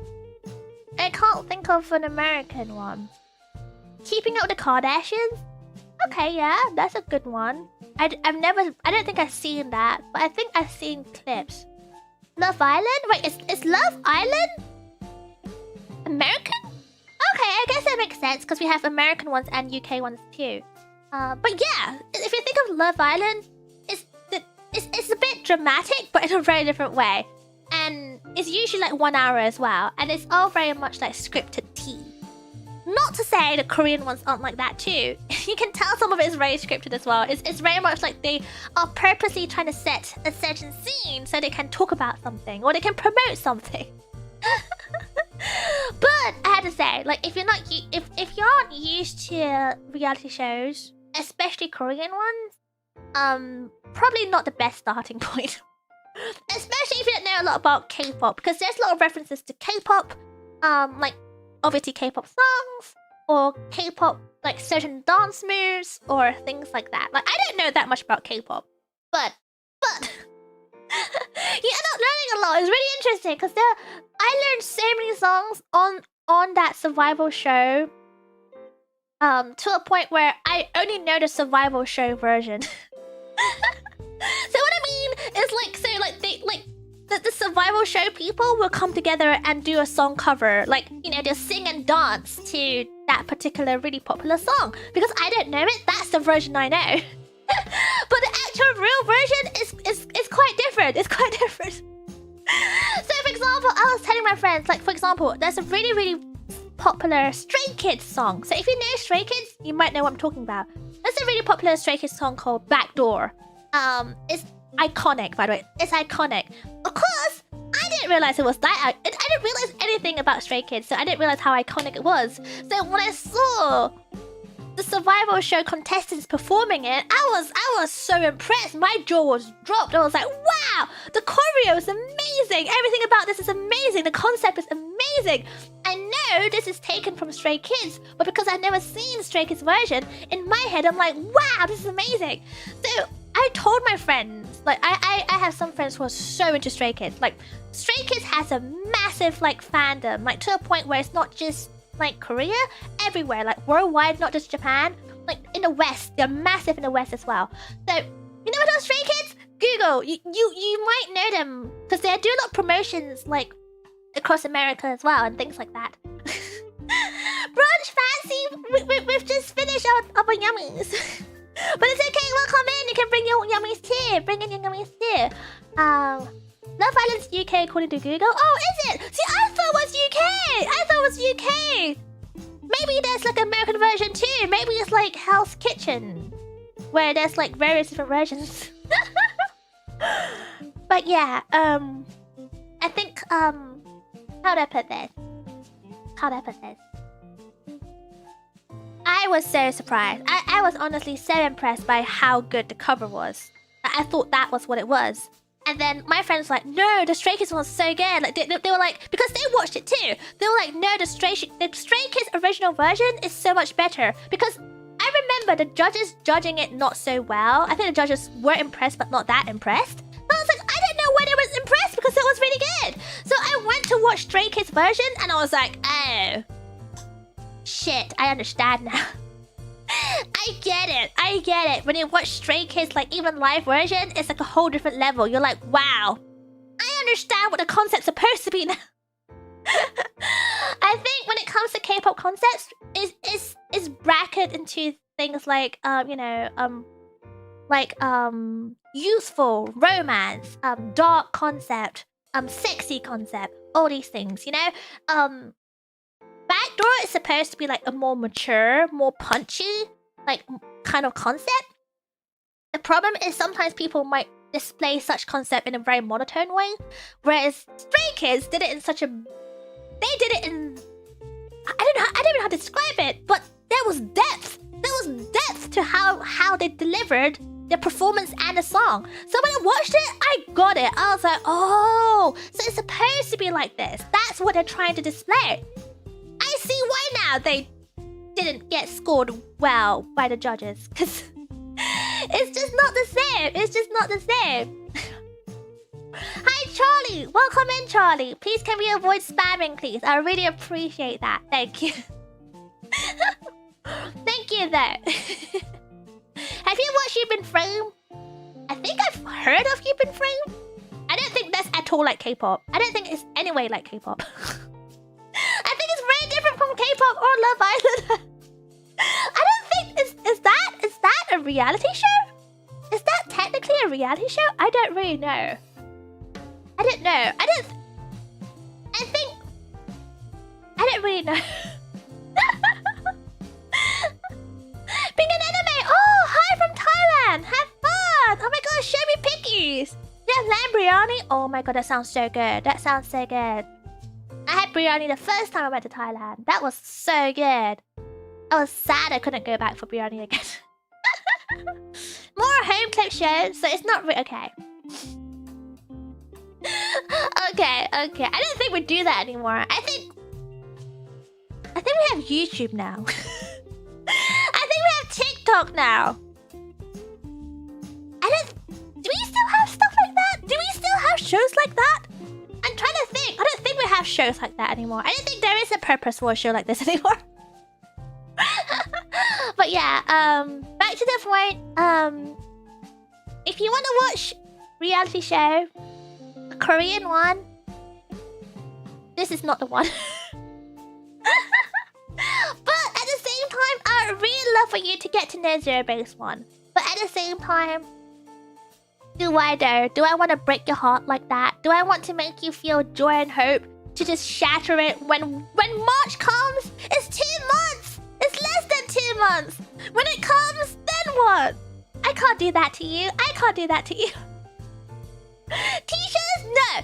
It's better that you don't know. Certain things, you know what? I'm sorry. I'm just trying to look out for you. I'm trying to look out for you. I don't want to break your heart like this. Like, why would you introduce someone to, like, an idol group that's disbanding? Like, I would never introduce you to someone who is graduating, for example. That's just cruel. That is so evil. That's so mean. What's the first time I went? Oh, fun times. Oh gosh, well, have a best time. I think it's like really late in Thailand at the moment, isn't it? So I hope you're having a fun time. And make sure you rest up well, okay? Make sure you hydrate because it gets pretty hot there. I was sweating last time. It was so hot. But yeah, look after yourself. Thank you for popping in. Oh my gosh, I got stuff on my face. Can understand your pain besides to move on to new projects. Yeah, exactly. That's the thing. But at least in the idol space, you have the reassurance that they will come back. For the most part. Not my Kamiyoshi though. Not my Kamiyoshi though. Oh, tragic. But for the most part, people do come back in some shape or form or the other. Like, I would say a good percentage of them tend to stay in the entertainment industry. And especially K-pop. Especially when it comes to groups like these. They will definitely stay in the K-pop scene, I'm pretty sure. Like, even if they don't end up being in a group, for example, they might do solo activities. Or they might take a break before coming back, which I think is really good for them as well. So, yeah, it's Hi, Metaphor, welcome! Good morning! Good morning! Yeah. Hold on. I got food in my teeth. I got food stuck in my teeth. Okay. It's good now.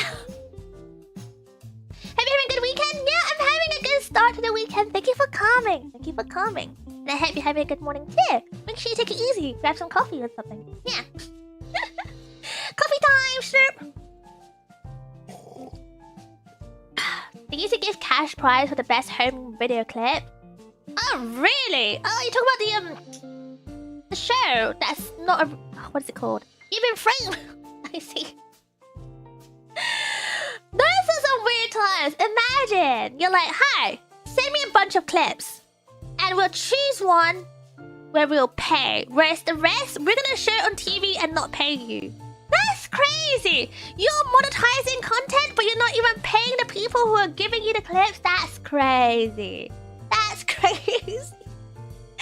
And in those days, I'm pretty sure they get lots of money too. Because that's like proper daytime TV with ads and everything. With ads and everything. 50 quid? Only 50 quid? Nah, that's a scam. That is a scam. So I'm confused. Now I'm confused. Alright, help me understand this, Puffsters. You are always having a go at me for watching TikTok and liking TikTok. So, why is it that it's acceptable for you to watch things like You've Been Framed? So, are you saying that I should be making fun of you? For watching You've Been Framed? It's just brain rot! You're just watching brain rot! What's the difference between your brain rot and my brain rot?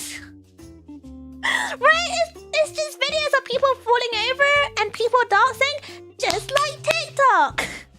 Just like TikTok. SMH my head. This is hypocrisy. This is hypocrisy. You have a go at me. And look at you guys. Oh, you know what? This is boomer behavior. Boomer behavior. It makes sense now. It's TikTok for boomers. Exactly, Shinsu. Oh my god, Shinsu, you get it. Oh my god, you so have my back. Oh my god, Shinsu, I appreciate you so much right now. So all this time, all the boomer puffers were all having a go at me for watching TikTok because they're just jealous. They're just jealous. They're jealous that I have TikTok and the TV show You've Been Framed is probably discontinued or something. Look, it's okay. If your show is discontinued, you can still get your source on an app called TikTok. The show only once a week for half an hour, then do that. If you want to limit yourself, if you want to limit yourself, go ahead. That's fine. You know, half an hour, scroll. Half an hour, scroll. You don't have access to it all the time. That's okay. I think it's like, if you want to give yourself limited screen time, I think you should. I think that's a good idea. By all means, go for it. No one's stopping you. No one's stopping you. At least we were using it for education. I'm not gonna lie though. How many things have you learned from me that was educational? And how many of those things that were educational were things I learned from TikTok? Let's be real. And it's the same as using TV for education. It's the same thing. It's just, you know, back in the days, you guys have TV. So you have, like, things like, I don't know. I'm trying to think of a show. Like Art Attack. Some kids use Art Attack as a way to learn art. I use TikTok to learn art. I use TikTok to learn how to use clip. I use TikTok to learn new techniques. For example, I like watercolors. A watercolor adjacent is gouache. Am I saying it right? Gouache, gouache, gouache, gouache. They tend to be sold hand in hand because they pair well together. It's very hard to use. Gouache is so hard to use. I don't know who decided gouache was a fun medium to invent, but whoever invented gouache, they're crazy. They're crazy. It makes no sense. It makes no sense. But I'm now learning how to use gouache before I gouache. I don't know how you call it. You know what I'm talking about, right? Gouache. Let me Google it up for you. Gouache. Gouache. I can't even say it. Gouache.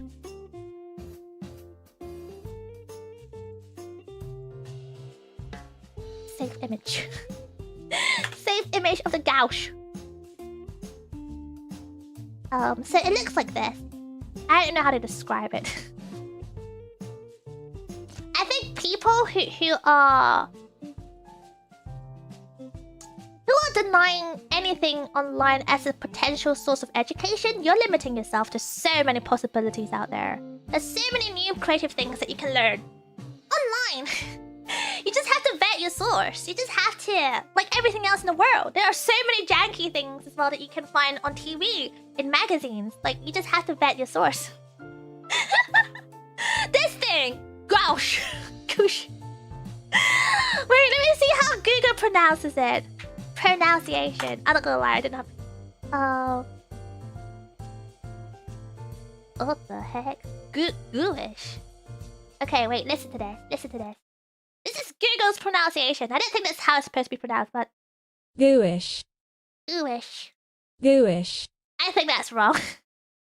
I think that's wrong! I don't think it's called gooish! Gooish. Okay, American pronunciation. Gouache.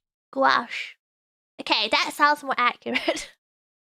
But regardless, it's a painting medium. It's a painting medium. Let me turn the video back on.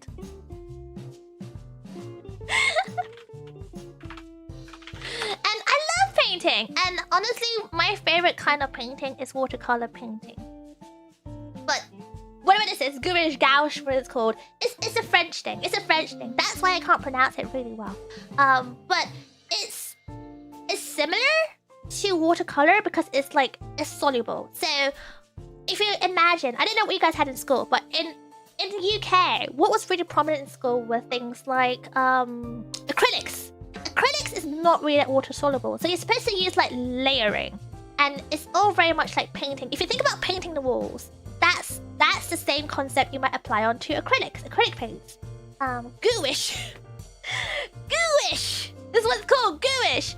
But I love watercolors. Watercolors is water soluble, so it's the layering technique is very different to what you would do with acrylics, for example. Very different to oil painting, for example. And it's just a different vibes. Very different vibes. So, like,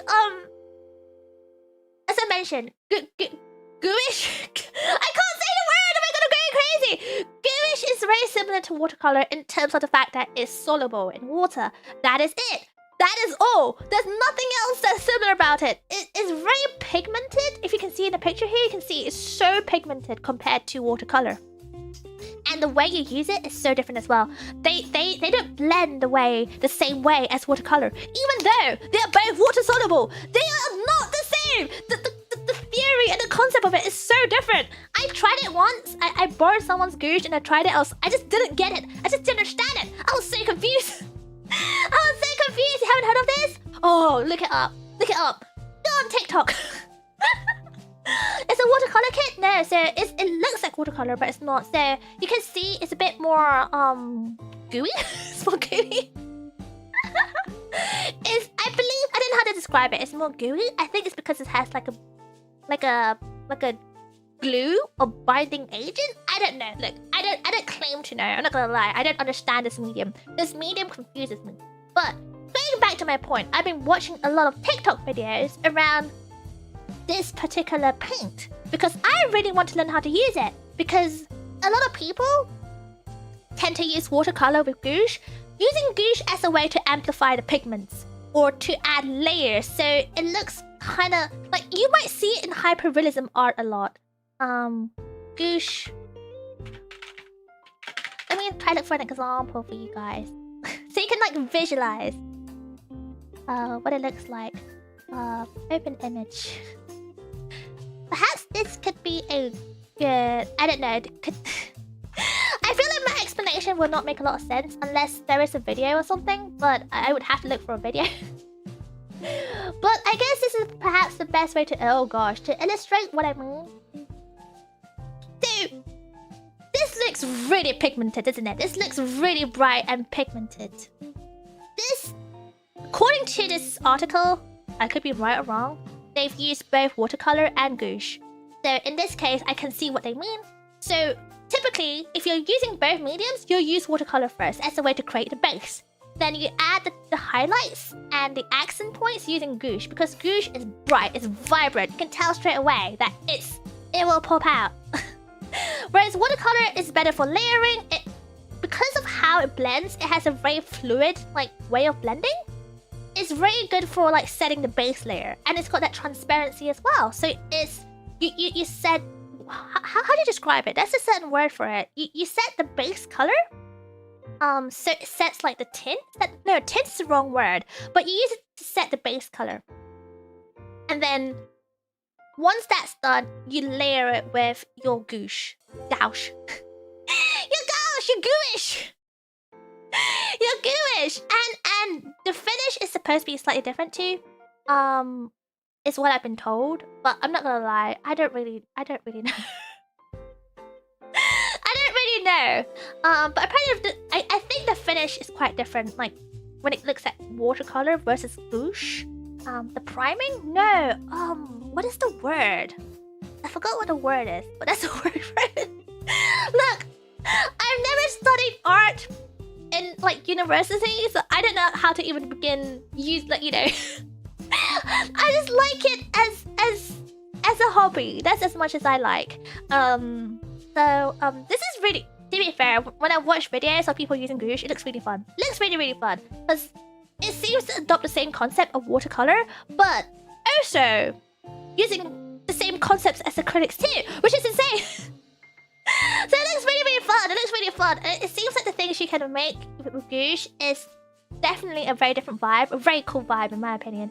So, going back to my point, I think we shouldn't discredit things on TikTok just because it's TikTok. It's a platform. At the end of the day, it's a platform. Huge. Just like how TV is a platform. Thank you for the huge garbs! Sounds similar to miniature painting. Primer color can affect the base coat. Ah. I feel like I'm explaining this wrong. Maybe. I don't know much about primer color at all. I'm not gonna lie. I don't know much about primer color. Perhaps you need to tell me more about miniature painting so I know what you're talking about. Because I do want to get into miniature... I do want to learn more about miniature paintings. I see people doing all the Warhammer paintings and I'm curious. The figurine paintings. When they paint Miku figurines and stuff. I want to know too. I want to know too. Because when it comes to painting, I think a lot of people have a mindset of going, oh, it's just painting. They think of acrylic painting, and that's it. But there's so many different kind of mediums. Even painting on a digital setup, on clip, is so different. Took me years, and I still don't really get it, to learn how to paint on digitally, because layering and blending is a whole different thing. Layering and blending just is complete, it's no longer common sense anymore. Unless you start off with digital painting first, that's your common sense. I started off traditional painting, so that's my common sense. But I started off watercolor traditional painting, so that's already a whole different ballpark. It's all so different. It's all so different. So yeah, what I'm trying to say is don't discredit what you find online, because I think people too easily just go, oh, you saw this in TikTok, therefore it must be wrong. It's not educational. You'd be surprised. I learned so much on TikTok to the point where I get news on TikTok quicker, so faster than I get news on on BBC, on my Google News. Isn't it crazy that I get news on TikTok first? It's crazy, right? But it's not fake news either, because I will verify it and then it'll be popping out on my Google News 15 minutes later. So I think it's time to move away from the boomer mentality and accept that there are new platforms of stuff out there. Stop hating! It's not cool to hate! It's not cool to hate! It's not the 1980s anymore! Hating is no longer cool! It's like in school when people hate on mainstream stuff. It's not cool. Like, does it make you edgy? Does it make you edgy? But no, luckily there's so much cool stuff. I want you. I would love for you to be able to learn all the fun things that I'm learning. What do you mean nah? It's cool to hate.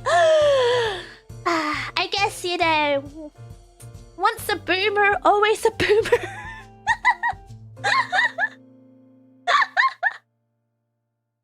Oh dear. You know what? It's your loss. End of the day, it's your loss, I guess. You know? I get to learn more about goosh, gooish. And I get to learn more about many things in life. What have I been learning so far? You know what? Let me look through my TikTok. What have I been learning so far? Oh my gosh, what is this? I forgot my Just Eat open. Let me see. Let me look through my favorite stuff.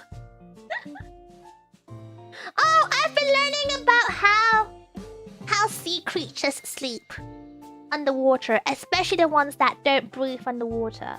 That's been interesting. That's been interesting. What the hell? Why are the spam back? Why is the spam back?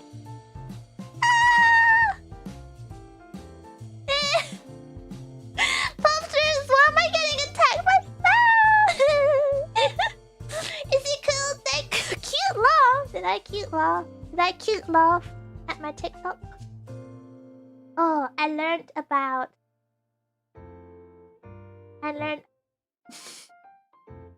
There's so many things I can show you, but I'm like, oh no, but copyright. Music copyright specifically. I learned about the origins of the word stationery. Do you guys want to know about the origins of the word stationery? As in, like, you know, pen, paper.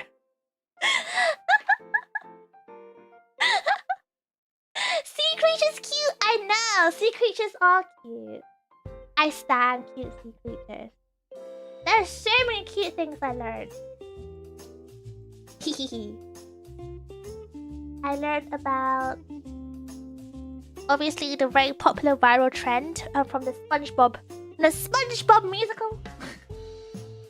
Oh, also, I get my latest fashion updates from TikTok. How else can a girly pop keep up with the latest trends? The latest release? Guys, I know it's only January, but this February early spring release was announced like weeks ago. It's good to keep up with trends. It's good to see what's out there so you can save your money and, you know, or not, or get FOMO, depending how you see it. The latest Dexter edits, that too. I've not been getting them a lot now, actually. Because I've... One thing about algorithm is once you stop interacting with them for a while, you stop getting it. You stop getting it, so... Yeah, I've been... Yeah. I think my feed's pretty good. It's pretty healthy. It's a good mix of silly haha stuff to updates in terms of my hobbies to serious life stuff. For example, I learned about the anti-gooning laws of the UK, the UK Internet Safety Act. I learned about it first on TikTok, because that wasn't hugely publicized at all when it came to modern media. So what I mean by that is like the newspapers, the TV news. That was not at all modernly talked about. Not hugely talked about in those sources. But on TikTok, it was hugely spoken about because a lot of creators obviously was gonna be impacted. And of course, these people are also quoting the actual articles of the law and including clips of what was said during the parliament and things like that. So it's all legit. They're all legit sources, by the way. But it's all of those things. I know it sounds crazy, but everyone has their own sources of news. It's how you verify your validity of news. Because let's be real, every single news source has its bias. There's no such thing as a neutral news source at all. And I think if you speak to any journalist, they will tell you this. There's no such... You can never be 100% objective. Like when you report on something. Everyone has emotions. We're all human beings. We all have emotions. There's something like, you know, subconsciously you might let your emotions take over how you report things. Sometimes your higher ups, your company will just have to ask you to report things a certain way. So there's no such thing as completely unbiased reporting. Even when I tell you things like about the news, I'm saying it from my perspective and how it impacts me. I may be quite emotional when I talk about certain topics, or perhaps I may not completely understand certain things because I'm not directly involved. So the anti-good laws is real. The anti-gooding laws. I'm telling you, I'm not making it up. It's true. It's real. It's still out there. It's still out there. And now they want more information. They want more information. It's actually wild. It's actually wild. Useful cosplayers? Oh, that is quite an algorithm. Quite an algorithm you curated there. I think you should also curate a bit of Penny Puffball in your algorithm in the algo. If you don't know, Penny Puffball has a TikTok channel. So hey, why don't you go there and find Penny Puffball? Yeah, do the thing. But yeah, I think wait, what? I don't understand that sentiment, Dr. P. It's been a problem since forever. YouTube and its indie creators have been serving that same role for far longer. What do you mean? What do you mean? The role of what? What are you talking about? I'm so confused. What do you mean? What, the anti-gooning laws? What? I'm so confused right now. It's fine. It's fine. It's not that deep. It's not that deep. I think end of the day, I think what I'm trying to say is, Puffers, I think this might come across as me like, you know, being kind of like, do the thing. But Loki, do the thing. Have an open mind. Have an open mind. It'll serve you well. It'll serve you well. And it'll open you to different perspectives. You don't have to accept the perspectives, but understanding other people's, or at least seeing other people's perspective is healthy. It's healthy. It's very healthy in life. Yeah, I think it's good. It's good. You don't have to agree to anything anyone says. It's just healthy. The battle of biases. Yeah, I know. That's just how it is. That's just how it is. Like, no matter what, even sometimes when you are aware of your own unconscious bias, we're all human. We're all human. And that's the thing. Yeah, I know. Night Parade. I know that thing. I think a lot of people know that thing. It's just when they started pushing out the implementation and force certain platforms to take action. I think that's why people started talking about it. Because of the action. The action being the key part. So, yeah, it's fine. It's honestly, Puffers, because I don't want you guys to miss out on the good things in life. I don't want you to miss out on anything in life. Have an open mind. Give TikTok a go. It's how you curate your algorithm. Just look at Big Al Senior. Big Al Senior's TikTok serves him just the way he wants it to be done. Full of cosplayers. Isn't that a beautiful sight? Yeah, so... Exactly. What Sora says, being in an echo chamber inhibits growth. And honestly, not just that, it inhibits understanding. We live in a society.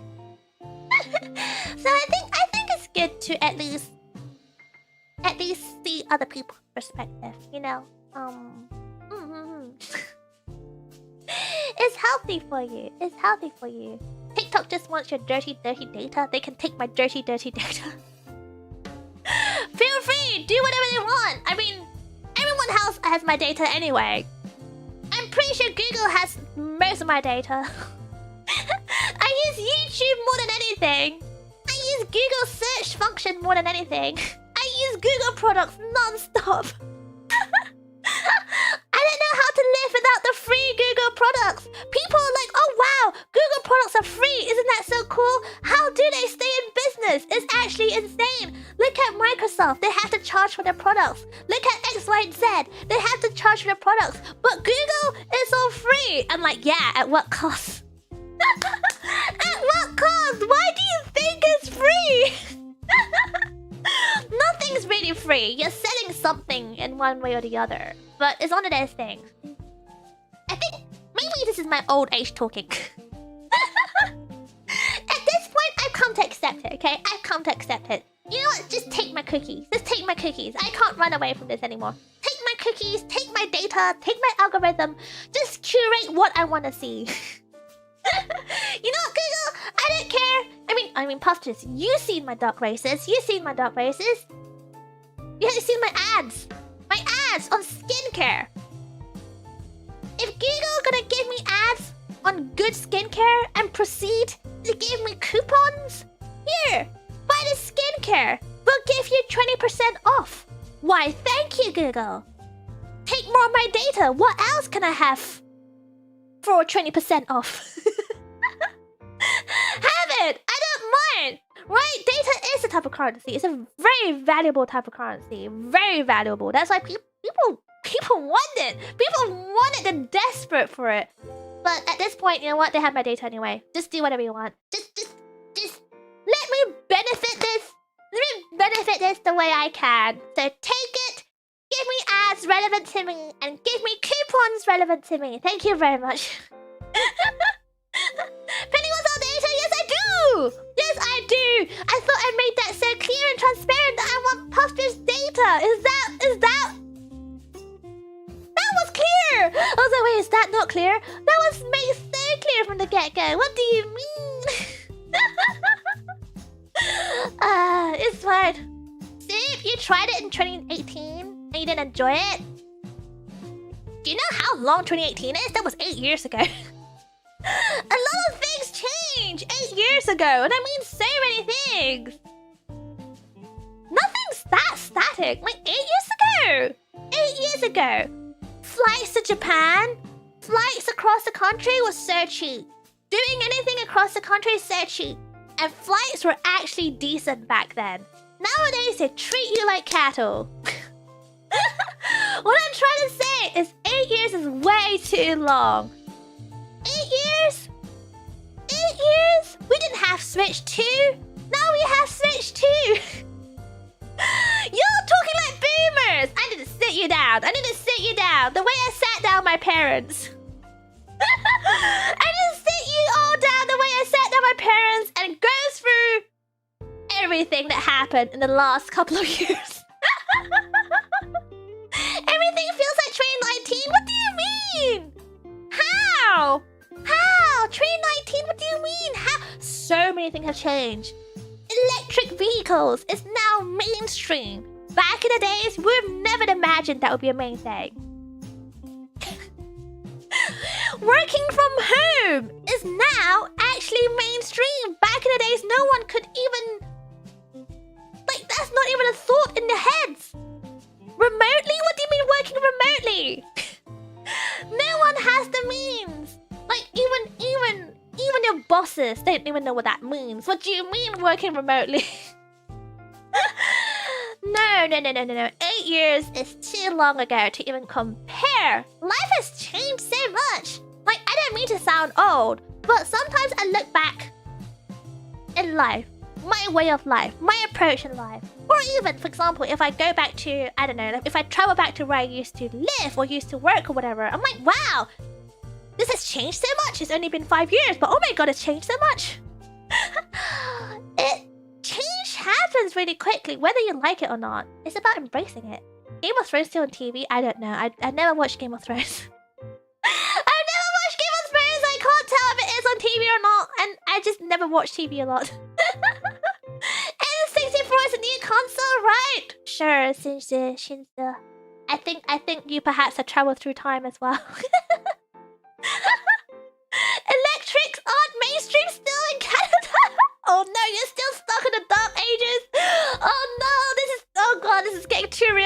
no. The only change has been prices. That too. That 100%. Yeah, I definitely resonate with that sentiment. But no, thanks. No, I'm sorry, Puffers. I can't tell if you're rage baiting or not. Thank you for the huge. I can't tell if you're rage baiting or not at this point. But Loki, guys, things have changed. It's so long ago. TikTok honestly peaked at the 2018 Furry Gamer War. What the hell is that? I don't know what that is. And then dropped off a cliff. Changed my mind. Source, I was there. Okay, you were there, but are you there now? I don't know how you can say it's dropped off a cliff when you're not there now. What if it's like a valley? It dips, but it goes back up. And it goes back up higher if it's like a valley. And where you were was the lower mountain. You haven't reached the higher mountain yet. I don't know what this analogy is anymore. Why are we talking about cliffs again? What's this about cliffs? So yeah, anyway, what I'm trying to say is learn how to use Goosh as a painting medium through TikTok. Tell me how it goes. We got AI unemployment before flying cars. Yo, go to hell. That's actually, I'm not gonna lie, that point right there is incredibly tragic. I do want flying cars. I don't even know how to drive. But I want flying cars. I just want to vroom vroom vroom. I want to fly. I don't even like heights. I just want to be like, wow, look, it's Back to the Future. And that's it, my closure. That's my closure. Oh, it's what it is. You know what? It's what it is. It's fine. It's what it is. Puffers, I think I come to accept it now. One, you're either just rage baiting me, or two, you're really all like my parents. And you're just boomers. Which makes me wonder what my demographic is. Maybe I should start changing and curating my content towards the older demographic. Should I start talking about, I don't know, back in the days? Should I start talking about Nokia brick phones? Maybe I can start talking about Frank Sinatra. That's a boomer thing, right? What about, Only Fools and Horses? I can talk about Only Fools and Horses. Let's do that! Let's have an Only Fools and Horses watch along. Yeah, let's do the thing. We're all boomers in here anyway. It's fine. Talk about the coal mines. Oh my god, and the flat caps. Oh my god, I almost read that as cat flaps. I was like, why are we talking about cat flaps? The flat caps! Like the one from Del Boy. That's from Fools and Horses, isn't it? You're already playing retro games, oh my god. I'm halfway there. Sinostag, you're so right about this. I'm halfway there. I'm already curating towards the old boomers. Considering the games on your channel, pre-2000 topics seems like a good choice, but we're going beyond that by the sounds of it, don't it? It sounds like we want to go like 1980s, 1970s, 1960s. We're going way further than that. It's no longer like, hey, year 2000. That was the year of, I don't know. What's out in the 2000s? SpongeBob. No longer the year of the Teletubbies. It's all very much we shall talk about. I really don't know what old stuff there is. Only Fools and Horses. Let me see. What kind of stuff is like Only Fools and Horses? Faulty Towers. We can talk about Faulty Towers. We can talk about... The heck is that? Gavin and Stacy? What? The hell? The Good Life? I don't know any of this stuff! What is this stuff? exactly what these things are. What the hell is open all hours? Last of the summer wine. The Rising Damp. That just sounds like a horror show. That just sounds like a horror show. The year of the busted is that year 2000. Oh yeah, yeah it is. Oh, I like that shit too. That's funny. I like that. I like that. We need to go all the way back to Rome. Oh my god. Why do we? Why as far as Rome? Why not go further back? Let's go back to the Saxons. Let's go back to the Saxon times. Wait, hold on. Wait, no. Who came first, the Saxons or Romans? I'm so bad at my history. Saxons. Okay, no, I think Saxons came before Romans. Or Romans. Okay, it's actually a very common search. Saxons or Romans first? Oh wait, no, the Romans came first. Wait, the Romans came first. Okay. The Romans came first. Okay, so the Romans came first around 42 AD, and they established the rules. And then the Anglo-Saxons invaded around the early 5th century. I don't know! There you go, you're right! We should do as far as Roman times. Wait, what came before Romans though? Who came before the Romans? Before the Romans? Oh, okay. So the people who lived in Britain before Romans arrived are known as the Celts. The Celts. Okay. Wait, were they like the OG inhabitants? Or did they invade as well?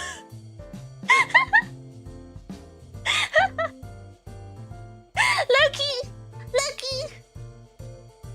Who was the OGs here? Maybe the Celts are the OGs. I know. I don't know. I don't think the school taught us that far back. My school taught me as far as the Anglo-Saxons. We didn't learn about the Romans. So it's surprising that you guys know so much about the Romans. So, I don't know. The Greeks and the Celts. It says the Celts. Perhaps the Greeks is perhaps parts of Europe. But at least according to Google, it's saying the Celts. The Etruscan civilization.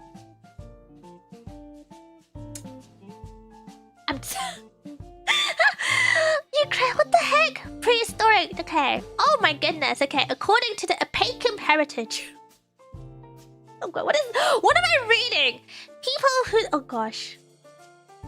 Oh wait. That's even further. That's even further than the Celts. Okay. Prehistoric.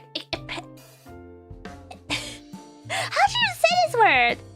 Apacum heritage. People who had lived in the landscape around Apacum for about 10,000 years, ever since the end of the last ice age. So this is the time before Romans, and they are classified as prehistoric. Because historical records were still yet to be made. So there's no written sources to help us understand prehistory. So they rely on archaeology to help them understand the different periods and era. I see. I see now. It's a little far back. Oh, is it too far back for you guys? Is it too far back? You're not from the Apacum era. You're not prehistoric. Is that what you're saying? You're not prehistoric. I see. Okay, let's put it forward then. Let's put it forward towards the Roman Empire. Before Celts is the Beaker people? What is the Beaker people? What the heck is the Beaker people? Is this related to beakers in any way whatsoever? Or is it like the era name? The name of the era? Your parents' generation? Go bug! What, Romans? Or Apacum? This is so confusing! Wow, I didn't realize there was so much to history. How interesting. How interesting. Damn! am. I'm learning right now. This is a very educational brunch right now. But don't let me tell you what to believe in, because I'm just a silly internet girl on the internet. Oh, Grubs! Thank you for the super. You're huge and huge. Oh gosh, thank you. Even during the Ice Age, Britons of the time would say, "Bit nippy out, innit?" Yeah, exactly. That's what they'll say. Like, "Hey fam, could you pass me that puffer? Could you pass over that puffer? Thanks, fam." We trust you never lead us astray. Oh my god. So you trust me? Is that what you're saying? You agree to trust me? You agree to trust me your whole entire life and your whole entire personal details? It's hilarious how we would just accept anything, almost anything in history. It could all be lies. Exactly. It's so true. It's so true. I think that I remember in school when we learned about history and how we evaluate sources and things like that. I think one of the kids were like, "So you're saying you're giving us sources right now and telling us to evaluate the sources, but none of these sources are even first-hand sources. So you can't just be lying to us right now." And I think she got. I think the kid got told off by the teacher. Because that point was too real. Because I think we were talking. It wasn't a heavy topic, but it was clearly a potentially heavy topic kind of thing. It was about the W word. Let's just leave it at that. It was about the W word. I think the kid was like, "Well, you're teaching us about things like first-hand source, secondary source, like tertiary source and stuff like that. None of this is first-hand source. How do I know? You're not just like writing some shit up for me to understand." Obviously paraphrasing. The kid is so not wrong. I know, and that's when I realized, honestly, this is why school is important, guys. This is why school is important. Until then, I didn't understand the importance of evaluating your sources. I kid you not. Since then, I take analyzing my source really seriously. That is why when people quote things like, "Oh, the case study here, the research here," when people quote researches and case studies, I go out my way to Google it up just in case, because you never know. You never know. Don't trust anyone. Anyone can be spewing anything, and don't even get me started on stats. Stats are the biggest culprits, because like stats, they're using maths as a way to solidify a truth, but stats is numbers, but presenting stats is like, how do you color in this particular image? Is how you want to dress it up. You can dress it up however you like. You can put up any narrative you like. It's actually really incredible when you look into it. But yeah. Getting one guide in school? Yeah, but Mega Arc. Look at me now. I'll never get scammed. I will never get scammed. I'm always double checking everything I get. Every single sources. You tell me something about history, I'm gonna Google it. You tell me something about stats, I'm gonna double check it. You tell me something about, I don't know, you send me a dodgy link, I'm gonna check it first before I click into it. It's not the worst thing, isn't it, to get one guide at one time? You're eating right now? Heck yeah! Happy eating, Nelson. Happy eating. Hi, Black. Welcome. Yeah, the problem with history is you learn soon the difference between propaganda and education. Yeah, exactly. That's the thing. I think end of the day, no matter where you go in school, your history is curated by your respective country's agenda. That's just the fact. That's just no escaping it. But that's also what I mean by like news sources. When you receive news, whether that's, you know, on a like a reputable in a mainstream news source versus a non-mainstream news source versus a different country's news source, end of the day, every single thing you get is going to be affected by something. Nothing's completely as it is. Even when you see something and experience things firsthand, it's through your own lens, from your angle. There are different angles too. So that's what I mean. We should all have an open mind. Nothing's truly black and white. And I think that's what I learned as a kid. So guys, stay in school. Stay in school. You want brunch tea? Wow, you can join in. Dawn or not, join in. Feel free. Feel free. You're very good at making data mean whatever you mean as an engineer. Oh, I know what you mean. Like, not as an engineer, but like, so some of the work I used to work with, we work with data analysts and data engineers. We call them data engineers / data analysts, but let's just call them data engineers. And I kid you not, they literally try to engineer the data towards their narrative. This is not their narrative, by the way. It's just the company's narrative. The company's like, we need to show profits. We need to show that this thing we're doing is valuable and benefit to our stakeholders. Don't care how you present it, just present it in a positive manner. And we'll get the data in, and you can tell the data's not looking good, guys. The data's not looking good. But we can make it look good if we skew this, or if we just, you know, change the wording so it implies that it's good. It's really funny, but when you watch them cook, it's actually really impressive. It's honestly a very impressive form of manipulation. Like, if you manipulate me like this and I buy into it, I don't even blame you, because that requires some serious skills there. That requires big skills, and if I fall for it, me, a paranoid individual who evaluates every single source down to a T, and I believe you with your fancy wording and the way you frame things. Hell yeah, you know what? You can manipulate me all you want. So yeah, no, I was hugely impressed. I was like, shit, I can see why you're in this field.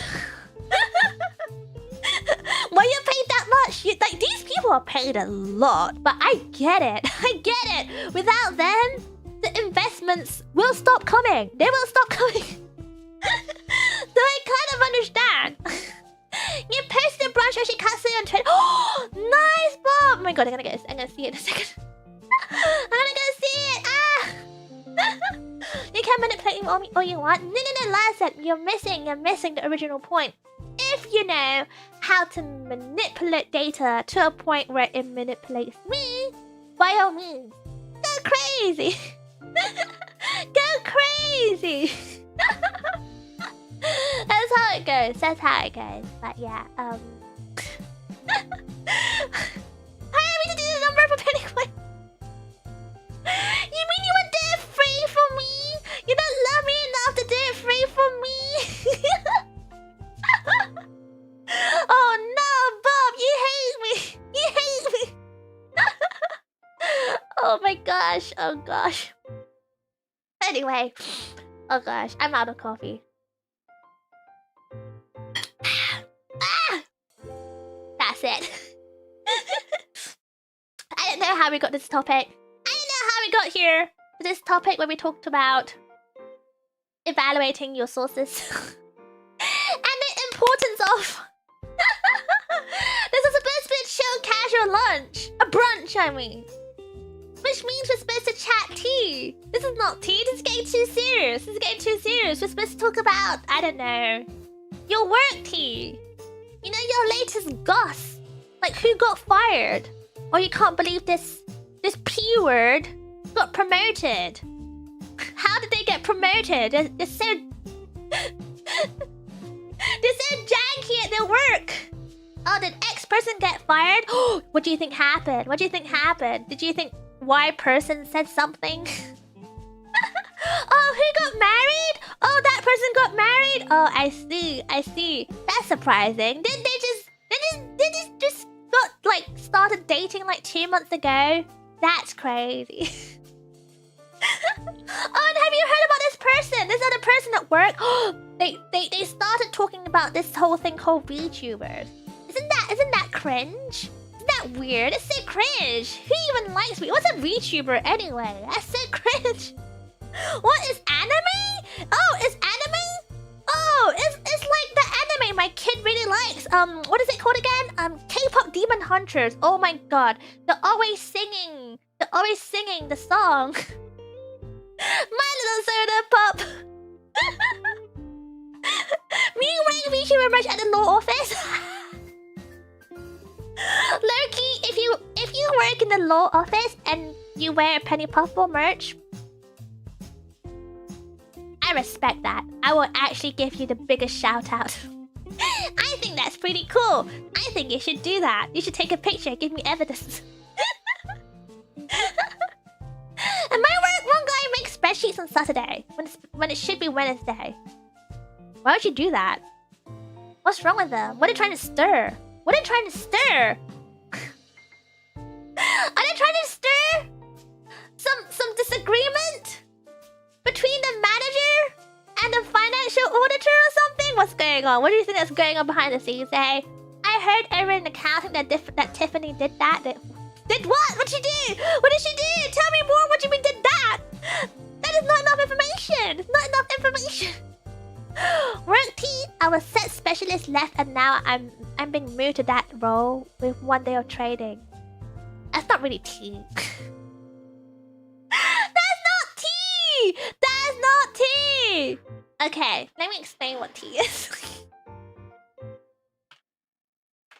Okay, how do you explain hot goss? Hot goss is not just like reporting on like life. Men don't tea! I can tell. It's looking kind of dire so far. Like,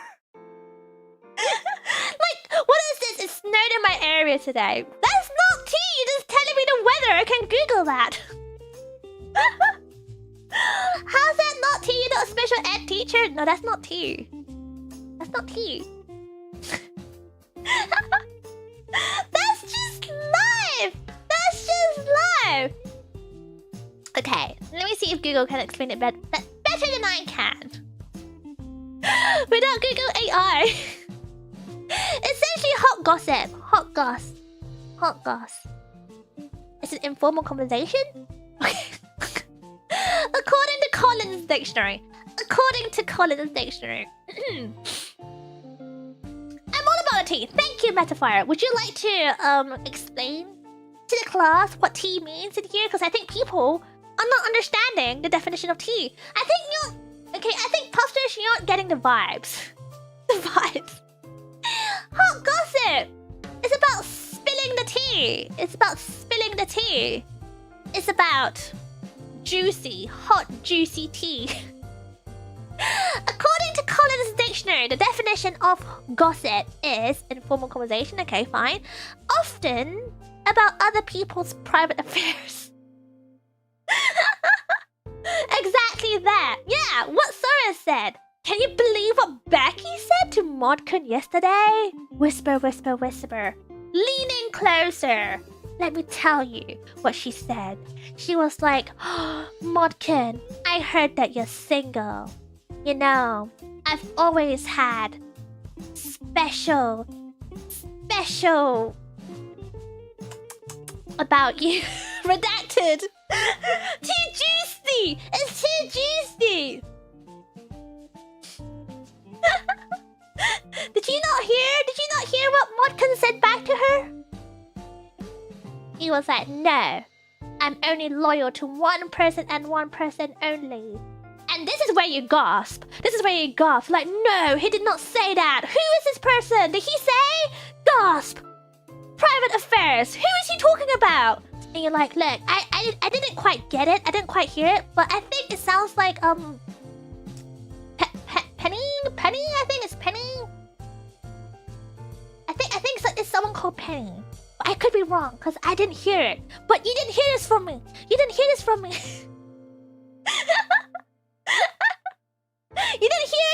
me. Shh. Continues to sip tea. But I can tell you right now, I don't know any pennies. Do you know any penny? And you're like, I think I do, but I don't know. I don't watch VTubers. And I'm like, what's a VTuber? I'm like, oh shit, I mean, I don't know what penny is.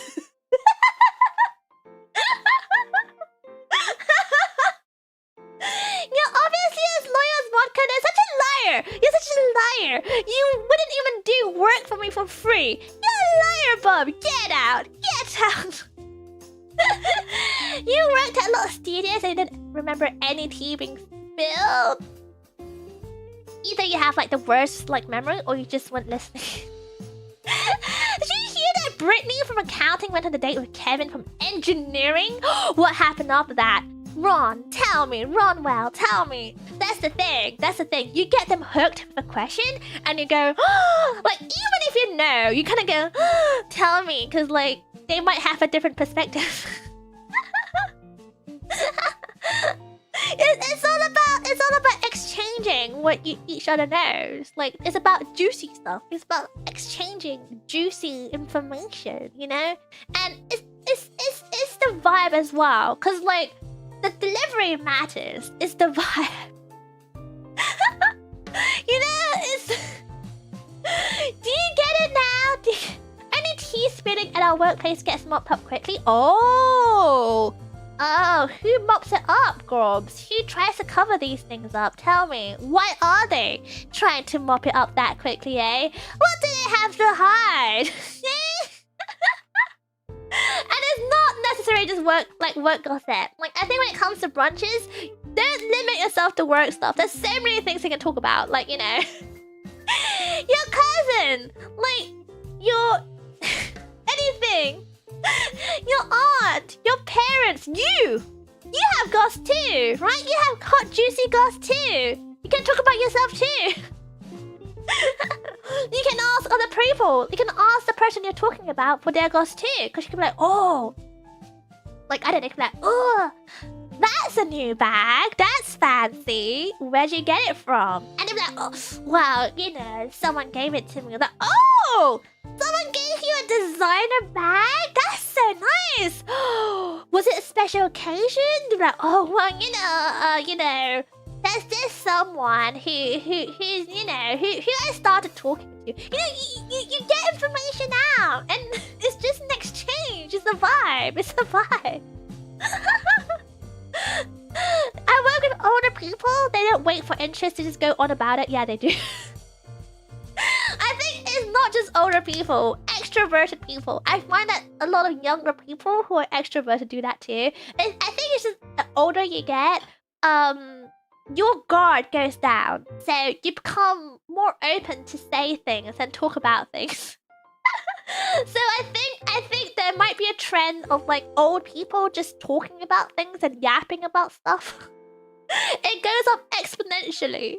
The older you get, the more you yap. Because who cares? Like, you're gonna die anyways. I think it's their mindset. So might as well just make the most of it. You know what's going on anymore? Keep up. You're falling behind. You're falling behind. Oh gosh, the one co-worker that keeps track of the local jail mugshots to see who they do. Wait, you have co-workers who actually do that? Who keeps track of the jail mugshots? That's dedication. That's actually incredible. That's insane. That's too much. That's stalking, and then that's that. That's that. It's different, you know. Stalking is different. Like, I guess stalking is like, you might have interest in someone. Like, I don't know, you might meet someone, like just a friend or something. Like, you might go to a party and you might meet someone, and like you're like a friend of a friend, and you might be like, oh, friend, psst, friend, psst. Oh, okay, I don't know. You might meet them over brunch, so you're not whispering anymore. But you're like, hey, friend, you know the person I met at your party like 2 weeks ago? Like, which one? You're like, oh, you know the one with the hair. Oh yeah, that one, the one with the hair. Yeah. You what about them? Like, oh well, what's the name again? What did they do? Oh wait, oh, do you know their Facebook or whatever? What do people even use these days? Like, do you have their Instagram?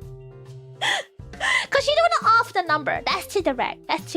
You want to be like, you know, fishing for information. You know what I mean? Oh, what did they do? What was? Did they have a job? Did they have, like, you know, a boyfriend or something? I don't know. You're supposed to fish for information. information, but you try to get other people to help you fish for information too. That's the thing. So that's how you get info. That's how you get info. And once you get info, you stalk everywhere. You stalk their LinkedIn. You stalk everywhere. Even if you don't own LinkedIn, you stalk their LinkedIn. People tell the most messed up secrets late in life. They do, because they don't care anymore. I think they have the mindset of whatever, you know? It's a good or bad thing. I don't know. It's a good or bad thing. Sometimes people just like to yap, I think. Especially old people. I'm telling you, most guys just talk about the weather and the current hobbies for co-workers anyway. Yeah, I can believe that. I can believe that. I think, to be honest, I think women do as well. I think a lot of people don't talk about their work. At least I don't. There's nothing that exciting to talk about my work, and it's not relatable either. So it's really hard to talk about work stuff. And like, what can you talk? What can you say? So when it comes to hot goss, it's just very much like unless you guys are going out with work friends, that's different, I guess. That's completely different. Like if you go with work friends, yeah, definitely. I think, but that's different. That's probably not a brunch. That's probably more like a work lunch or a work dinner or like an after work drinks or something. That's when you have your work goss. That's different. That's to be fair, yeah, that's still considered tea, but that's work tea. In my opinion, work tea is quite different from like tea. Doesn't tea come from doesn't tea come from someone telling you gossip that's pretty spicy? Yeah, exactly. You're right. And all you can go is, oh dang, and you have no words to respond. So you go, sips tea. Kind of. I don't really know where the origin came from. But that seems like it illustrates the vibe pretty well. Meta, you get it! You understand! But yeah, it's kind of like that. To be fair, everyone takes turns sharing goss. So everyone takes turns to speak. So it's just an exchange of juicy, exciting news. And to be fair, how can you react? Because it is story. You just go, ooh, no, they said that. No way, gasp. Sip. And you know, and then your turn to tell the story. But if you kind of have your own perspective as well, you let them talk, and then when it's your turn, you go, yeah, but this is what I heard though. This is what I heard. Or you go, oh, wait, hold on, I have a different story. I saw this going down with my own two eyes. Let me tell you what I saw instead. Things like that. And everyone sits up, they perks up with the tea, and they're like, yes, tell me more. You don't know where the origin of spilled tea comes from? Okay, let me Google this. Origin of spilling tea. Look at that, we're learning so much. Bye, Abraham. Have a good day at work. Thank you. Gossip isn't your forte. It's okay. You don't have to be good at gossip. I'm just explaining the essentials, activities of brunch. That is all. You don't have to partake it. You don't like low-key, you don't have to partake it. It's just sometimes it happens and you sit there going, wow. I'm learning a lot. Like, for example, I don't really... Like, these days, I don't hang out with my friends a lot anymore because I don't have a lot of time. For example, this month, they're hanging out. I can't afford to. So next month, if I'm going out with them, I'm probably going to catch up with lots of tea. So I tend to be the one absorbing the tea, drinking the tea, and they tend to be the ones spilling the tea. But you don't have to partake. Sometimes like you're so behind with a cup of tea that you don't even know what the hell is going on anymore, and that's when you sit there and you go, I don't know. I'm just gonna eat my food and listen, and hopefully by the next episode, I'm fully caught up. Yeah, but I think, okay, according to this, EnglishStackExchange.com. What? Where does the expression spill the tea come from? So, spill the tea means to disclose information, especially of a sensitive nature. Okay, fair. In the UK, oh yeah, we do have an older expression. It's called spilling the beans. To spill the beans.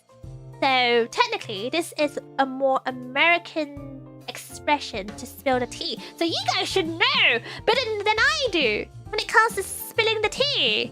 So it can be shown as tea as a capital T or spelled as tea as in the actual drinkable tea, as a double edge meaning in black drag culture, and it referred to a hidden truth as Chablis uses it. What? And it could also refer to someone else's hidden truth, that is gossip. I see. Yeah. The phrase spill the tea, used as an encouragement to gossip, has been used in everything from Harlequin romance novels to RuPaul Drag Race. No tea, no shade has been featured in explainers on black gay slang. Comedian Larry Wilmore used weak tea regularly in his show in response to people who aren't willing to tell the absolute truth. Oh my god, this is long! Oh my god, there's a whole entire page to this. Okay, so weak tea equals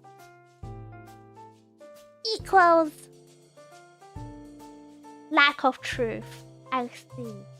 Wow, this is deep. This is much deeper than spilling the beans. I think spilling the beans, we kind of keep it light, I'm not gonna lie. Spilling the beans. Spilling the beans just means to let a secret information be known. I'm trying to find the information, the lore behind spilling the beans. There is no lore. There is deep lore behind spilling the tea, but not spilling the beans. Okay, let me Google up some other sources.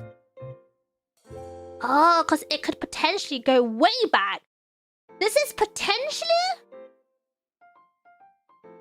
an ancient Greek saying.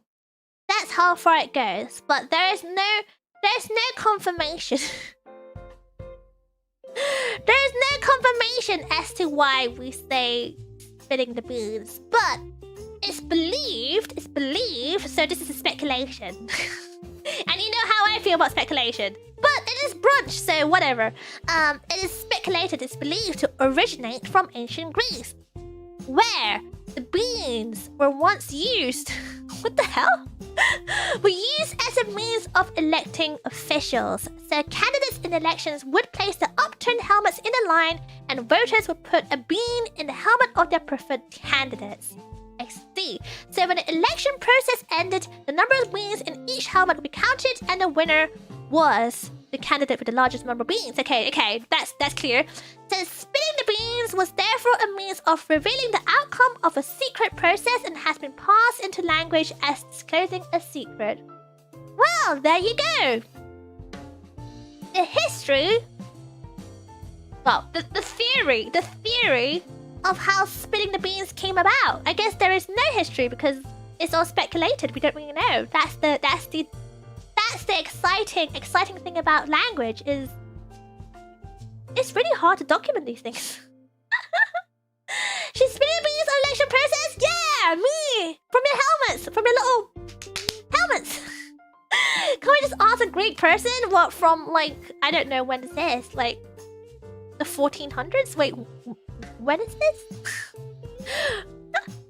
I don't know when it's dated back to. Does it say? Does it say when it dated back to? There's no source.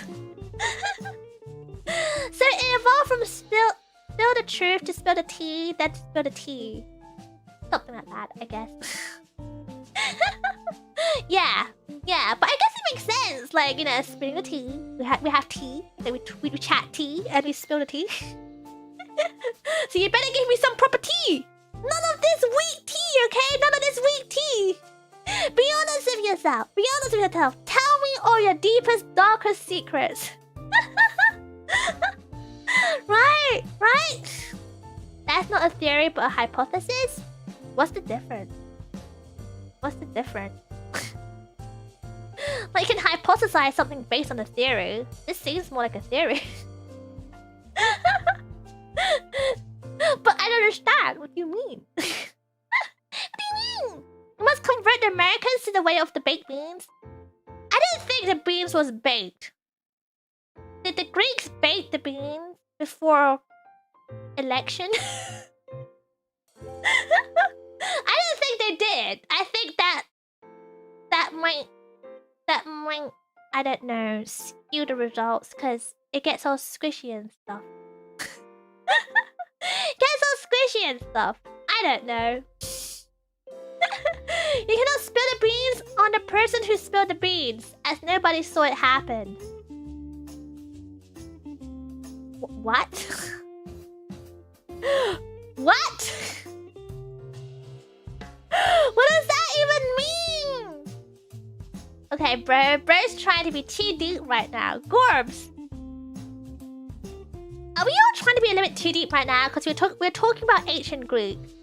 And the ancient Greek is known to be a bit of a try-hard when it comes to like philosophies. When it comes to things like what they call, in quotation marks, great conversations.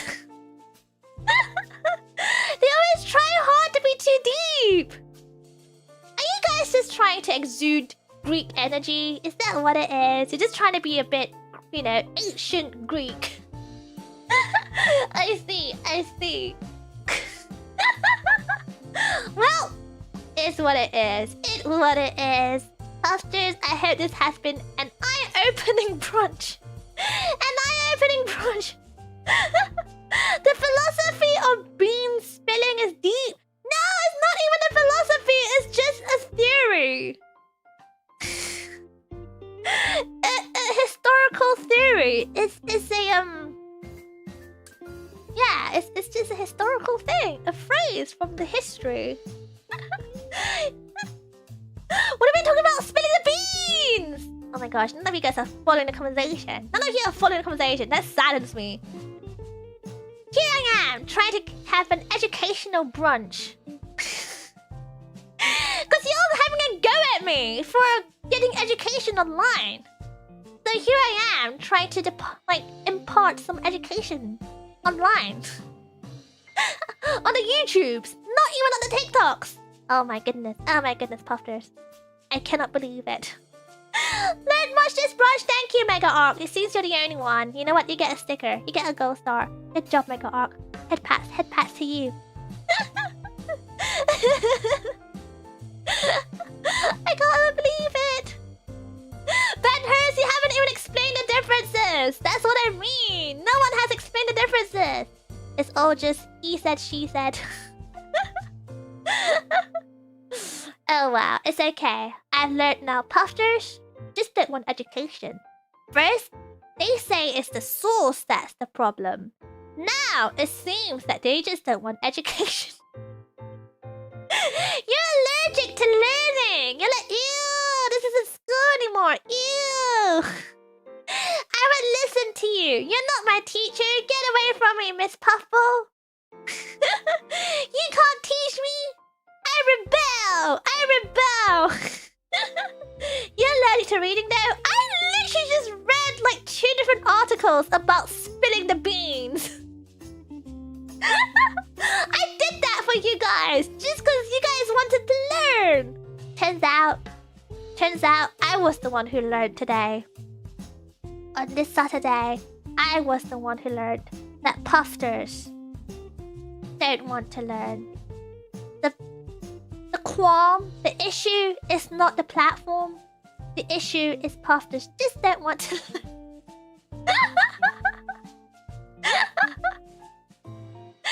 Oh goodness, oh dear. It's fine. It's fine. It's fine. Alright, let's call it a day, Puffster. Brunch is over! It's 3 hours, I've finished eating. I wanna go and wash up, tidy up. It's getting dark as well. So I think it's time for me to depart.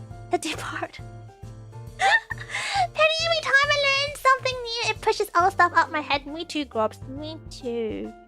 Just a sign of getting old. Just have to accept it as it is, to be honest. You just have to accept it as it is. It's It's fine. It's time for dinner. Oh, happy dinner. Happy dinner to you. Yeah. Alrighty, Puffsters. Thank you for hanging out today at today's lunchtime yap and brunch. I hope you had a good time. I have learned a lot about Puffsters. I'm gonna put away my gouache picture and my French toast picture and my picture of the Zero Base 1 boys. Education over. But Loki Puffsters, honestly, you know what, Puffsters? Puffsters, take it easy, enjoy life a little bit, take things slow once in a while, and don't be such haters. It's not cool to be haters. You're not in high school anymore. It's no longer edgy to hate on things. So just enjoy life. Take things as it is. Have an open mind, but also at the same time be paranoid. The kids, forget it. You guys fell asleep when I was trying to teach you things. Is this how you treat your teachers back in school? You fell asleep. No, forget it. Forget it. Forget it. A generic blub blub to everyone. Thank you for coming. Blub blub. See, this is what you get. You know, some students, if they are naughty and they misbehave, they get timeouts. They get detentions. They get a note sent back to their parents. Is that what you want? Would you like a note sent back to your parents from Penny Puffball? I'll be like, your child has misbehaved at today's stream. At 3:30 p.m. GMT. This is what he said. How disrespectful. I think you should do something about it. Yeah, hold them back a whole entire year. Thank you for the huge lesson. Modkin, Penny went cute for us today. Can you bump burst? No. Modkin also agrees with Penny Puffball. We weren't sleeping? Shut up, you guys were. You were like, oh no, I zoned out. Wait, what were we talking about again? What, huh? What is this again, huh? What are you saying again? Guys, I'm gonna test you on this. Next week, I'm gonna test you on the phrases such as spitting the beans. I'm gonna test you on the latest TikTok trends and how you use goosh correctly. Yeah. In fact, I'm gonna test you on how you say goosh, because I don't know. You know how there are phrases, don't cry over spilt milk? The British people cry to drop the beans on toast, beans side down. Why would you even put that mental image in my mind? Do you want me to cry? Do you hate me? Metaphor, do you hate me? Have you ever dropped your bald ego upside down? The bald side facing the ground? Yeah, it's like that. It's like that. She's converting us into Zoomers? No. I'm just saying that you have to pay attention to your lesson. Or I'm gonna give you the detention. For now, I'm not gonna be that harsh. Not that harsh at all. I'm just not gonna blub all of you individually. But it's okay, I will blub you collectively. All the Puffsters in here, everyone in chat, lurkers, VOD watchers, commentators. What kind of potato are you? A commentator?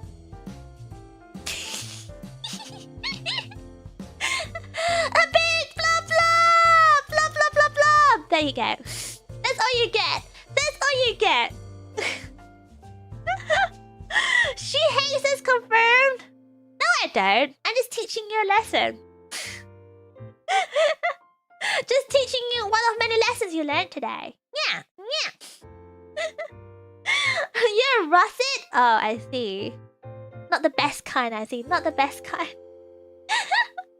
Yeah. So, thank you for hanging out, Puffers. Thank you for hanging out. Even if you napped, if you fell asleep with my yapping. This wasn't even an ASMR, and yet you fell asleep. Oh my goodness, I don't know how to take that. Is this a compliment or? You know, teachers, you're gonna need physical discipline. That is illegal in the UK. Yeah, just saying. Just saying, it's very much illegal. What do you mean? I think it's very illegal in many countries now. Posters are rebels? I know. What's gotten into you guys lately? Rebels! You're supposed to just do anything I say, right? When I say pay attention to class, you pay attention to class. When I say that you will enjoy beans on toast, you will enjoy beans on toast. Full stop. we hear and accept no slandering when it comes to beans on toast. Otherwise, a strongly worded letter back to your parents. I will tell your parents. In fact, I will reveal the truth to your parents. That you, yes, you, watch VTubers. Yeah, I'm gonna expose you. I'm gonna dox you to your parents. Let that be a very real threat. You don't pay attention in class and just watch VTubers on your phone? Then pay attention to me. Moi, c'est moi. C'est moi. Penny Puffball. Listen to me. Awkward, but you deal with it. Okay, that's it. Give me your parents' information. Give me the emails. Give me the addresses. I'm gonna write a big note, a big letter. I'll go get Dad if it'll help. Well, yeah, go get him now, please. I would like to have a word. I'd like to have a word. Dear father of Strike, I would like to encourage you to first talk to your child.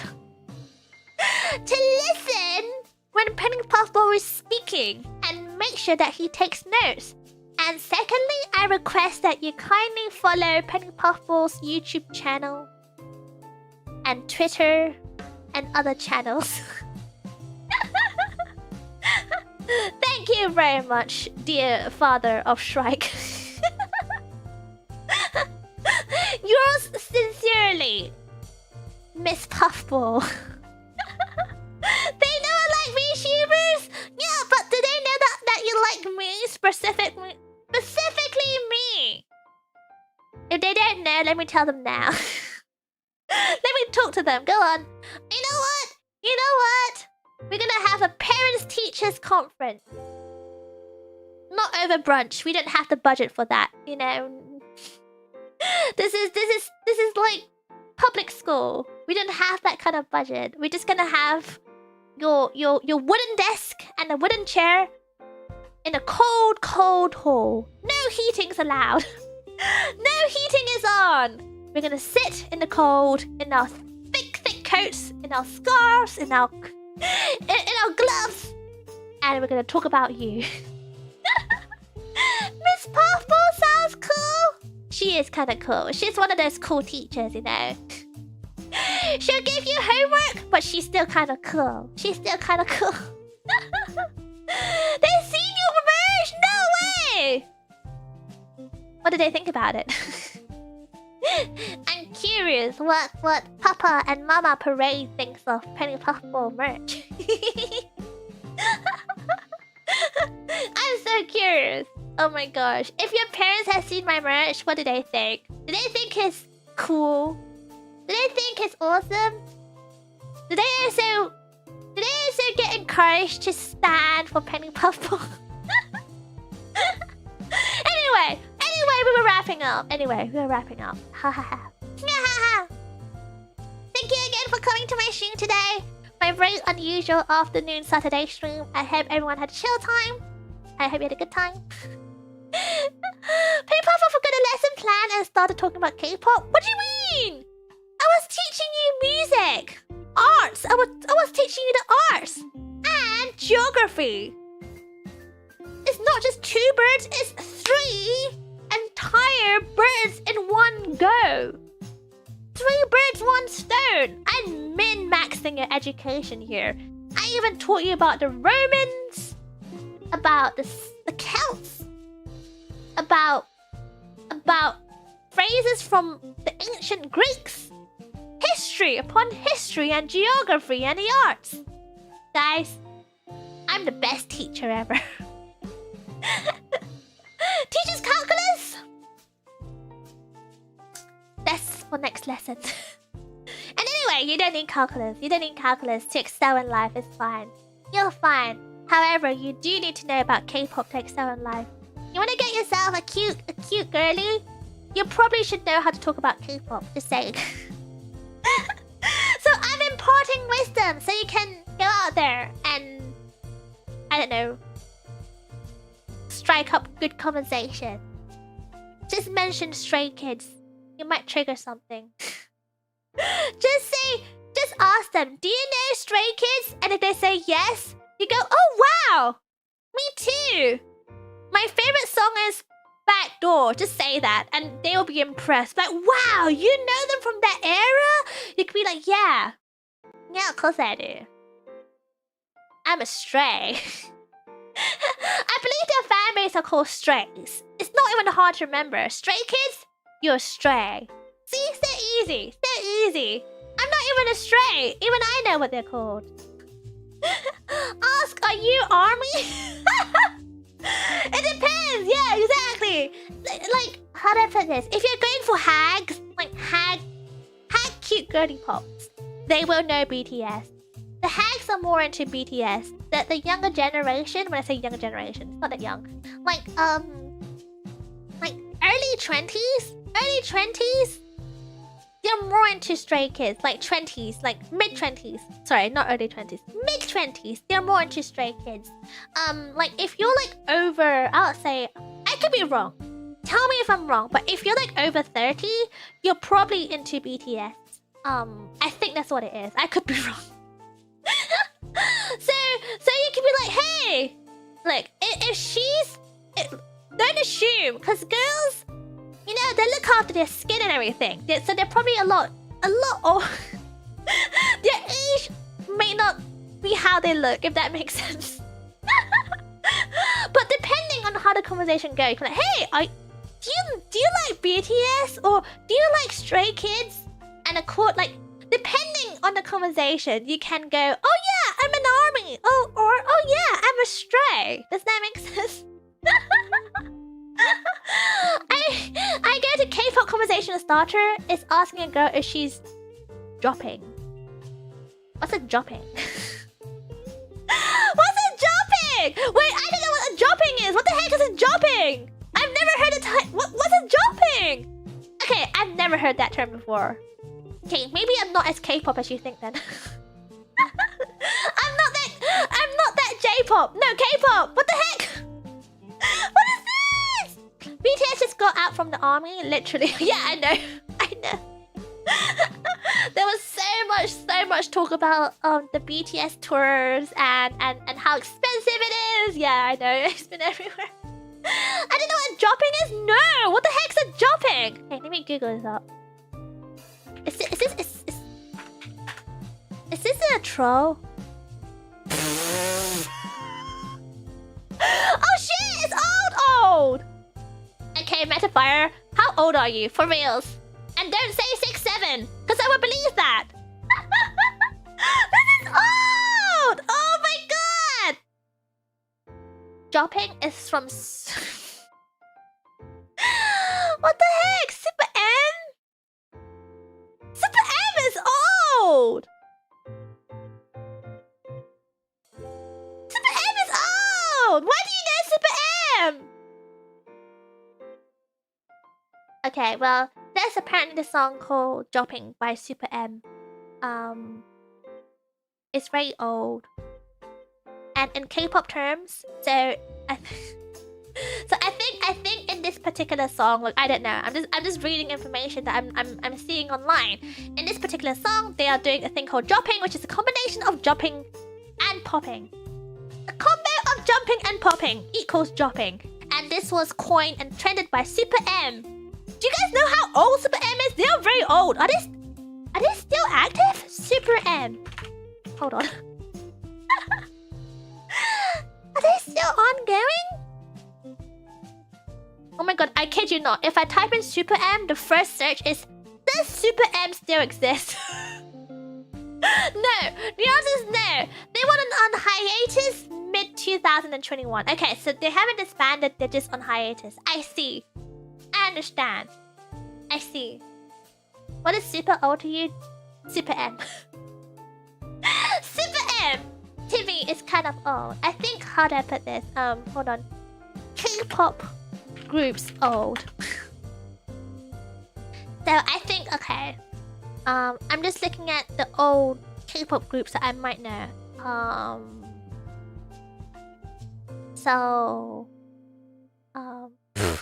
don't know any of these things.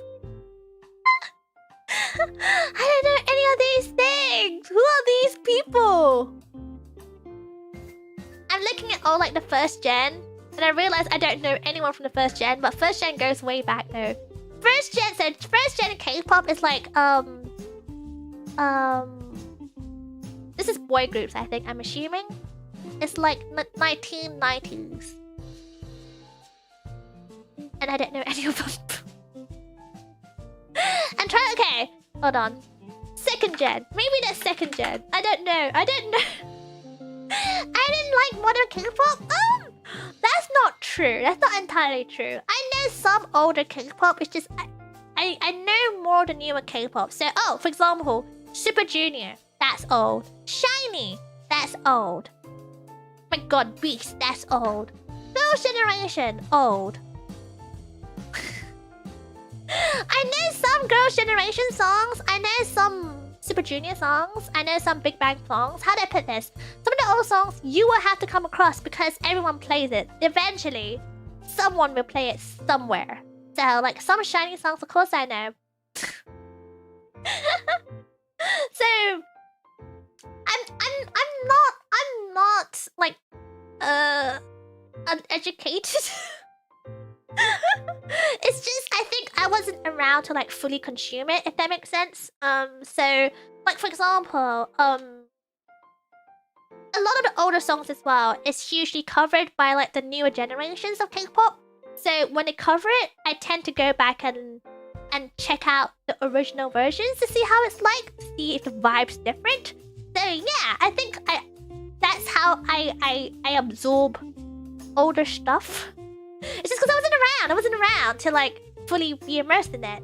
I mean, I was around, but like I wasn't like around. Does that make sense? Name some of the groups in the gens. Which gen? Which gen do you want to talk about? But yeah, according to I think to me, the second gen is when I started like not listening, but like that's what I class as old. Second gen is what I class as old, because when I googled up first gen K-pop, I don't know anyone from it. I don't know a single person from it. But if I google up second gen, I know some of them. Not all of them, but some of them. So for example, boy groups. Infinite. Don't know who they are. Don't know who that is. TVXQ. Don't know who that is. 2PM. I've heard of 2PM. I don't know if I know any songs from 2PM. Shiny, I think I know one song or two songs maybe. Super Junior, I think I know some songs. Big Bang, same. I think I know some songs. That's it really.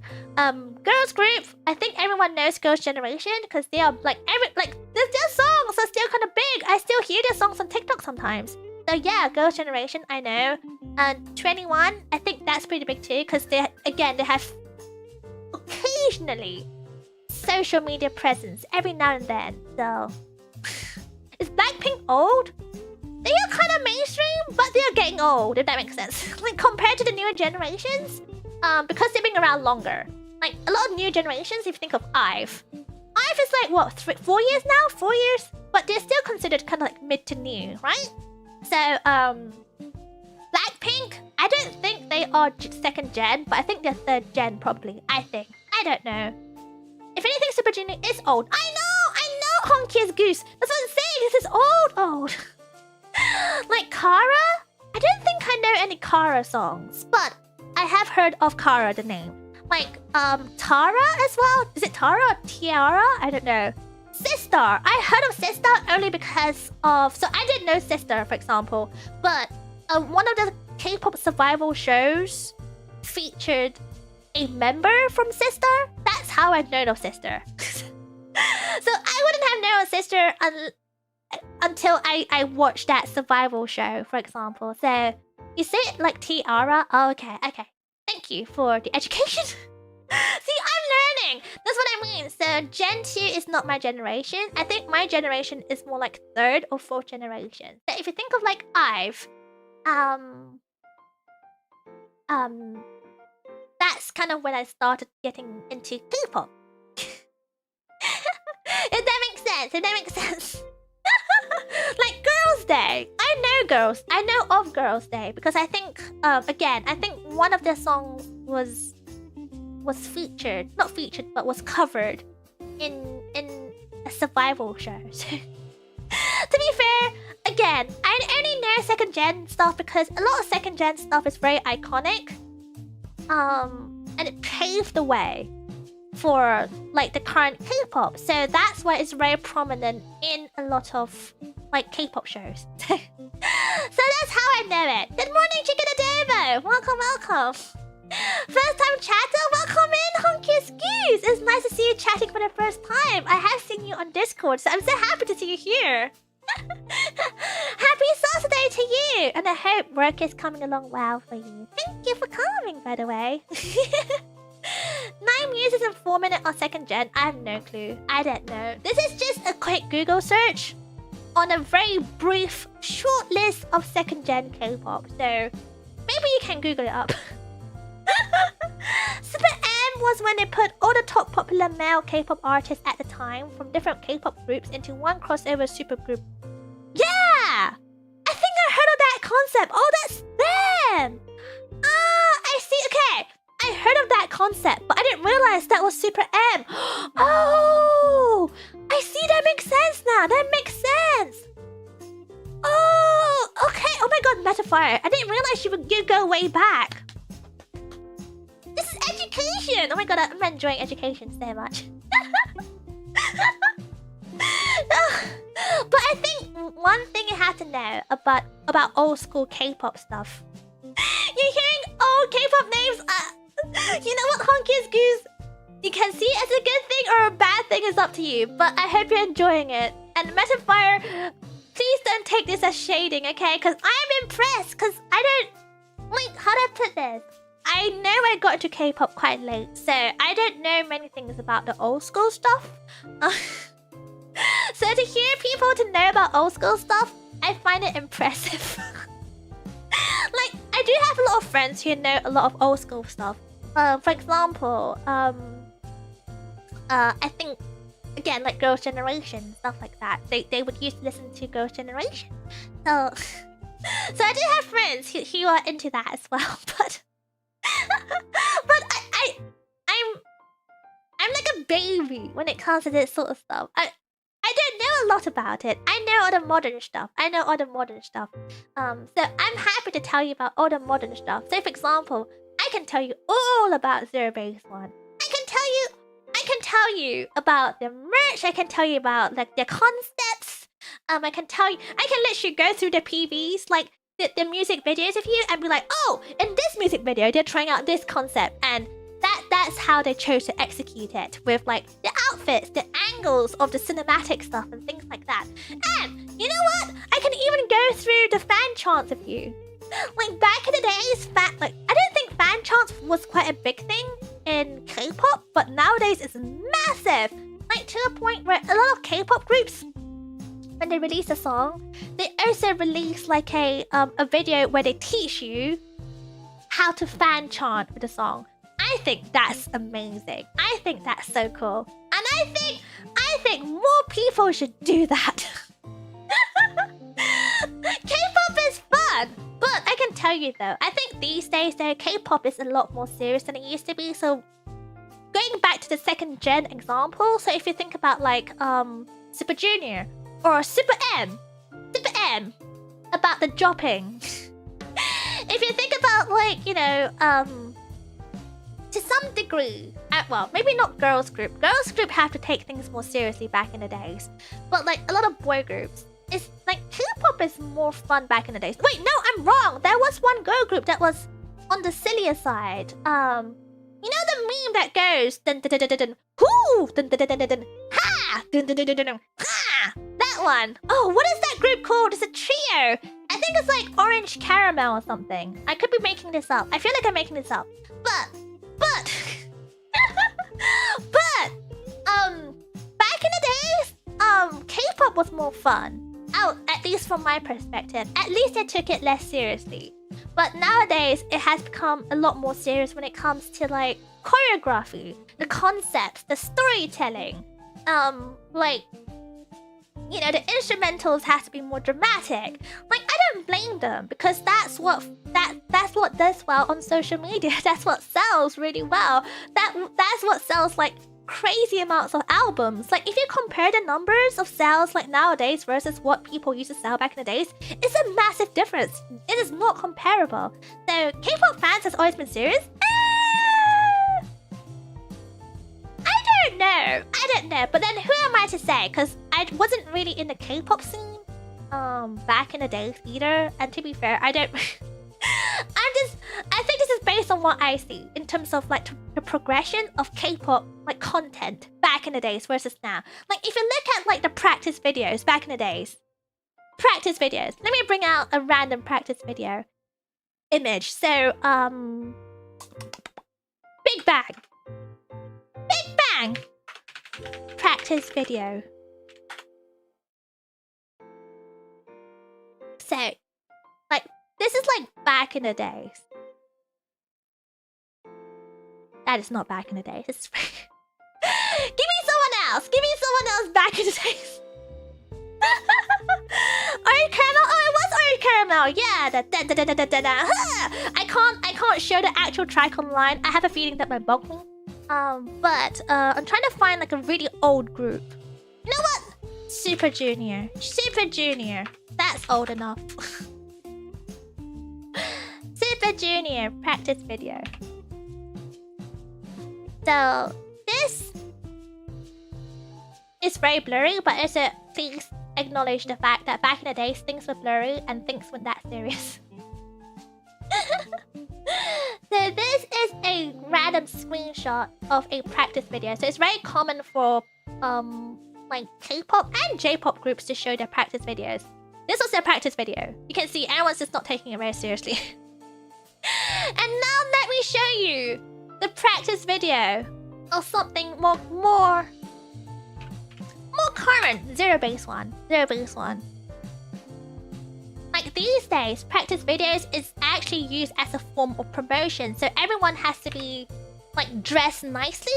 Everyone has to have like makeup, have the hair done, all sorts. So it's a completely different vibe. That's what I mean by things are a lot more serious now compared to what things used to be. Back in the days, they can have fun, they can make mistakes in their practice and things like that, and it's acceptable. But nowadays, no. Nowadays, that will be hugely criticized. Like not just by the public, but by everyone. Like by their companies, by their peers, like you know, their rival groups and things like that. It's pretty serious now. Look at this. Do you see the difference? This versus this? Like video quality aside, do you see the difference? Like how they have to dress and present themselves, how they have to depict it. Like they have to also show off how much money they have by what studio they go to. So this is a big thing as well. Like people actually evaluate how big a company is, like how much money a company is, and how much investment they're willing to put into their individual groups by evaluating the studios that they film their practice videos from. That's what I mean. It's taken so seriously these days. So, night player, good night. Have a good sleep. So yeah, I think the scenes definitely changed a lot. Like you can tell by the music. Back in the days, things were a lot more like it's more lighthearted. I think these days they're trying to go back to how things were. I think a lot of groups these days, because you know, young people just want to have fun. So a lot of groups these days have like a lot of younger people, like the Gen Zs and stuff like that. So this is the vibe. They want to make silly TikTok memes, which is why I really enjoy the TikTok stuff. I feel like TikTok stuff is a lot less like polished. They can be themselves. There's a lot of occasions where they are so goofy. They're so goofy. Like I feel like there was a big gap between like them having fun and then being totally serious, and now back to being goofy again, but only on certain platforms, and that is TikTok. I think TikTok has allowed a lot of like K-pop individuals to be like, hey, I want to film this trend because it's silly, and my company can't say no because it's a trend.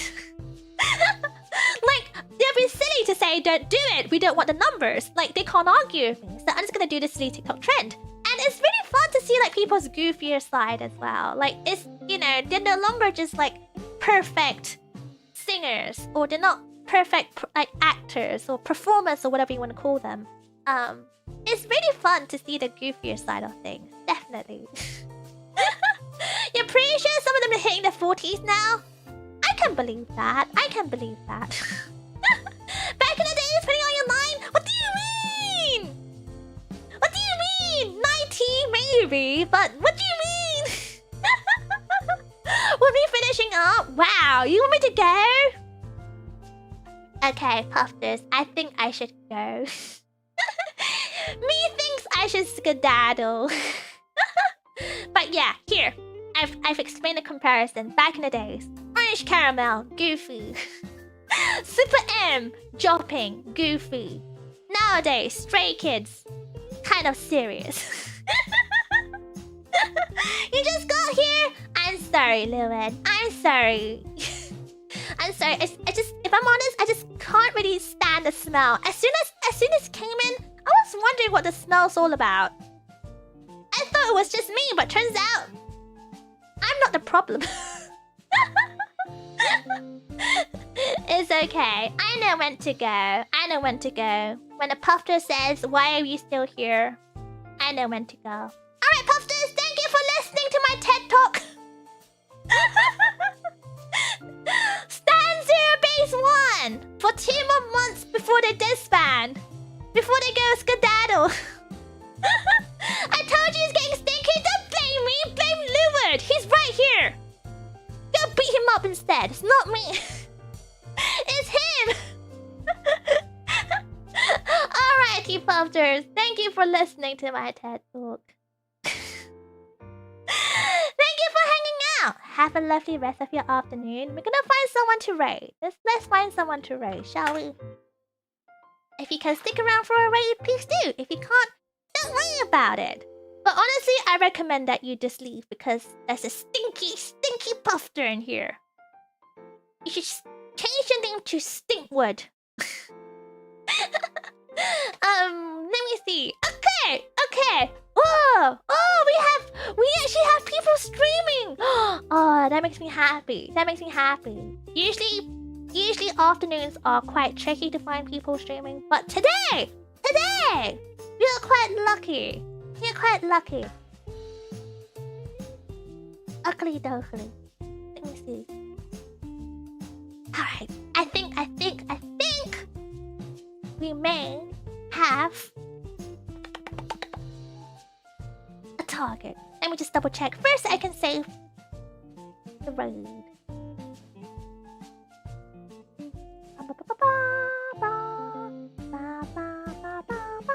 Okay, we can. Right, I believe I have raided her before, but let's go over again because it's been quite a long time. So, we are going to say blah blah to Tenma from Phase Connect. She's currently playing Expedition 33. I don't think that requires an introduction because I feel like everyone knows that game. It's very, very mainstream. Thank you for the stream. Thank you for the stink. No, thank you for coming. I had a good time yapping about things. Thank you for allowing me to eat my toast with you. Sorry that I took so long eating a single slice of toast. Before someone comes at me and be like, oh my gosh, she's such a pick-me. She's taking like 2 hours just to eat a slice of toast. Look, I got distracted, okay? This is a brunch. You're supposed to take your time anyway, so... Thank you for hanging out with me as I slowly nom on my toast. And if you guys just woken up, I hope you had a very good EP times. Good morning, good time zone, good evening, wherever you are, good afternoon. Please enjoy the rest of your day. I hope this weekend will be a very, very fun one for all of you. Thank you for joining me. I had a good time. Pufters! Make sure you look after yourself. Go out and touch grass for a little bit as well. That's good for you, okay? Good for you. And thank Thank you for being so kind to me today. My first ever Saturday Zatsu stream. My first ever Zatsu stream on a Saturday. How bizarre. How weird. Alright, Puffers! Puffers! Let's bring our big PP energy to 10 more. I'm gonna quickly write.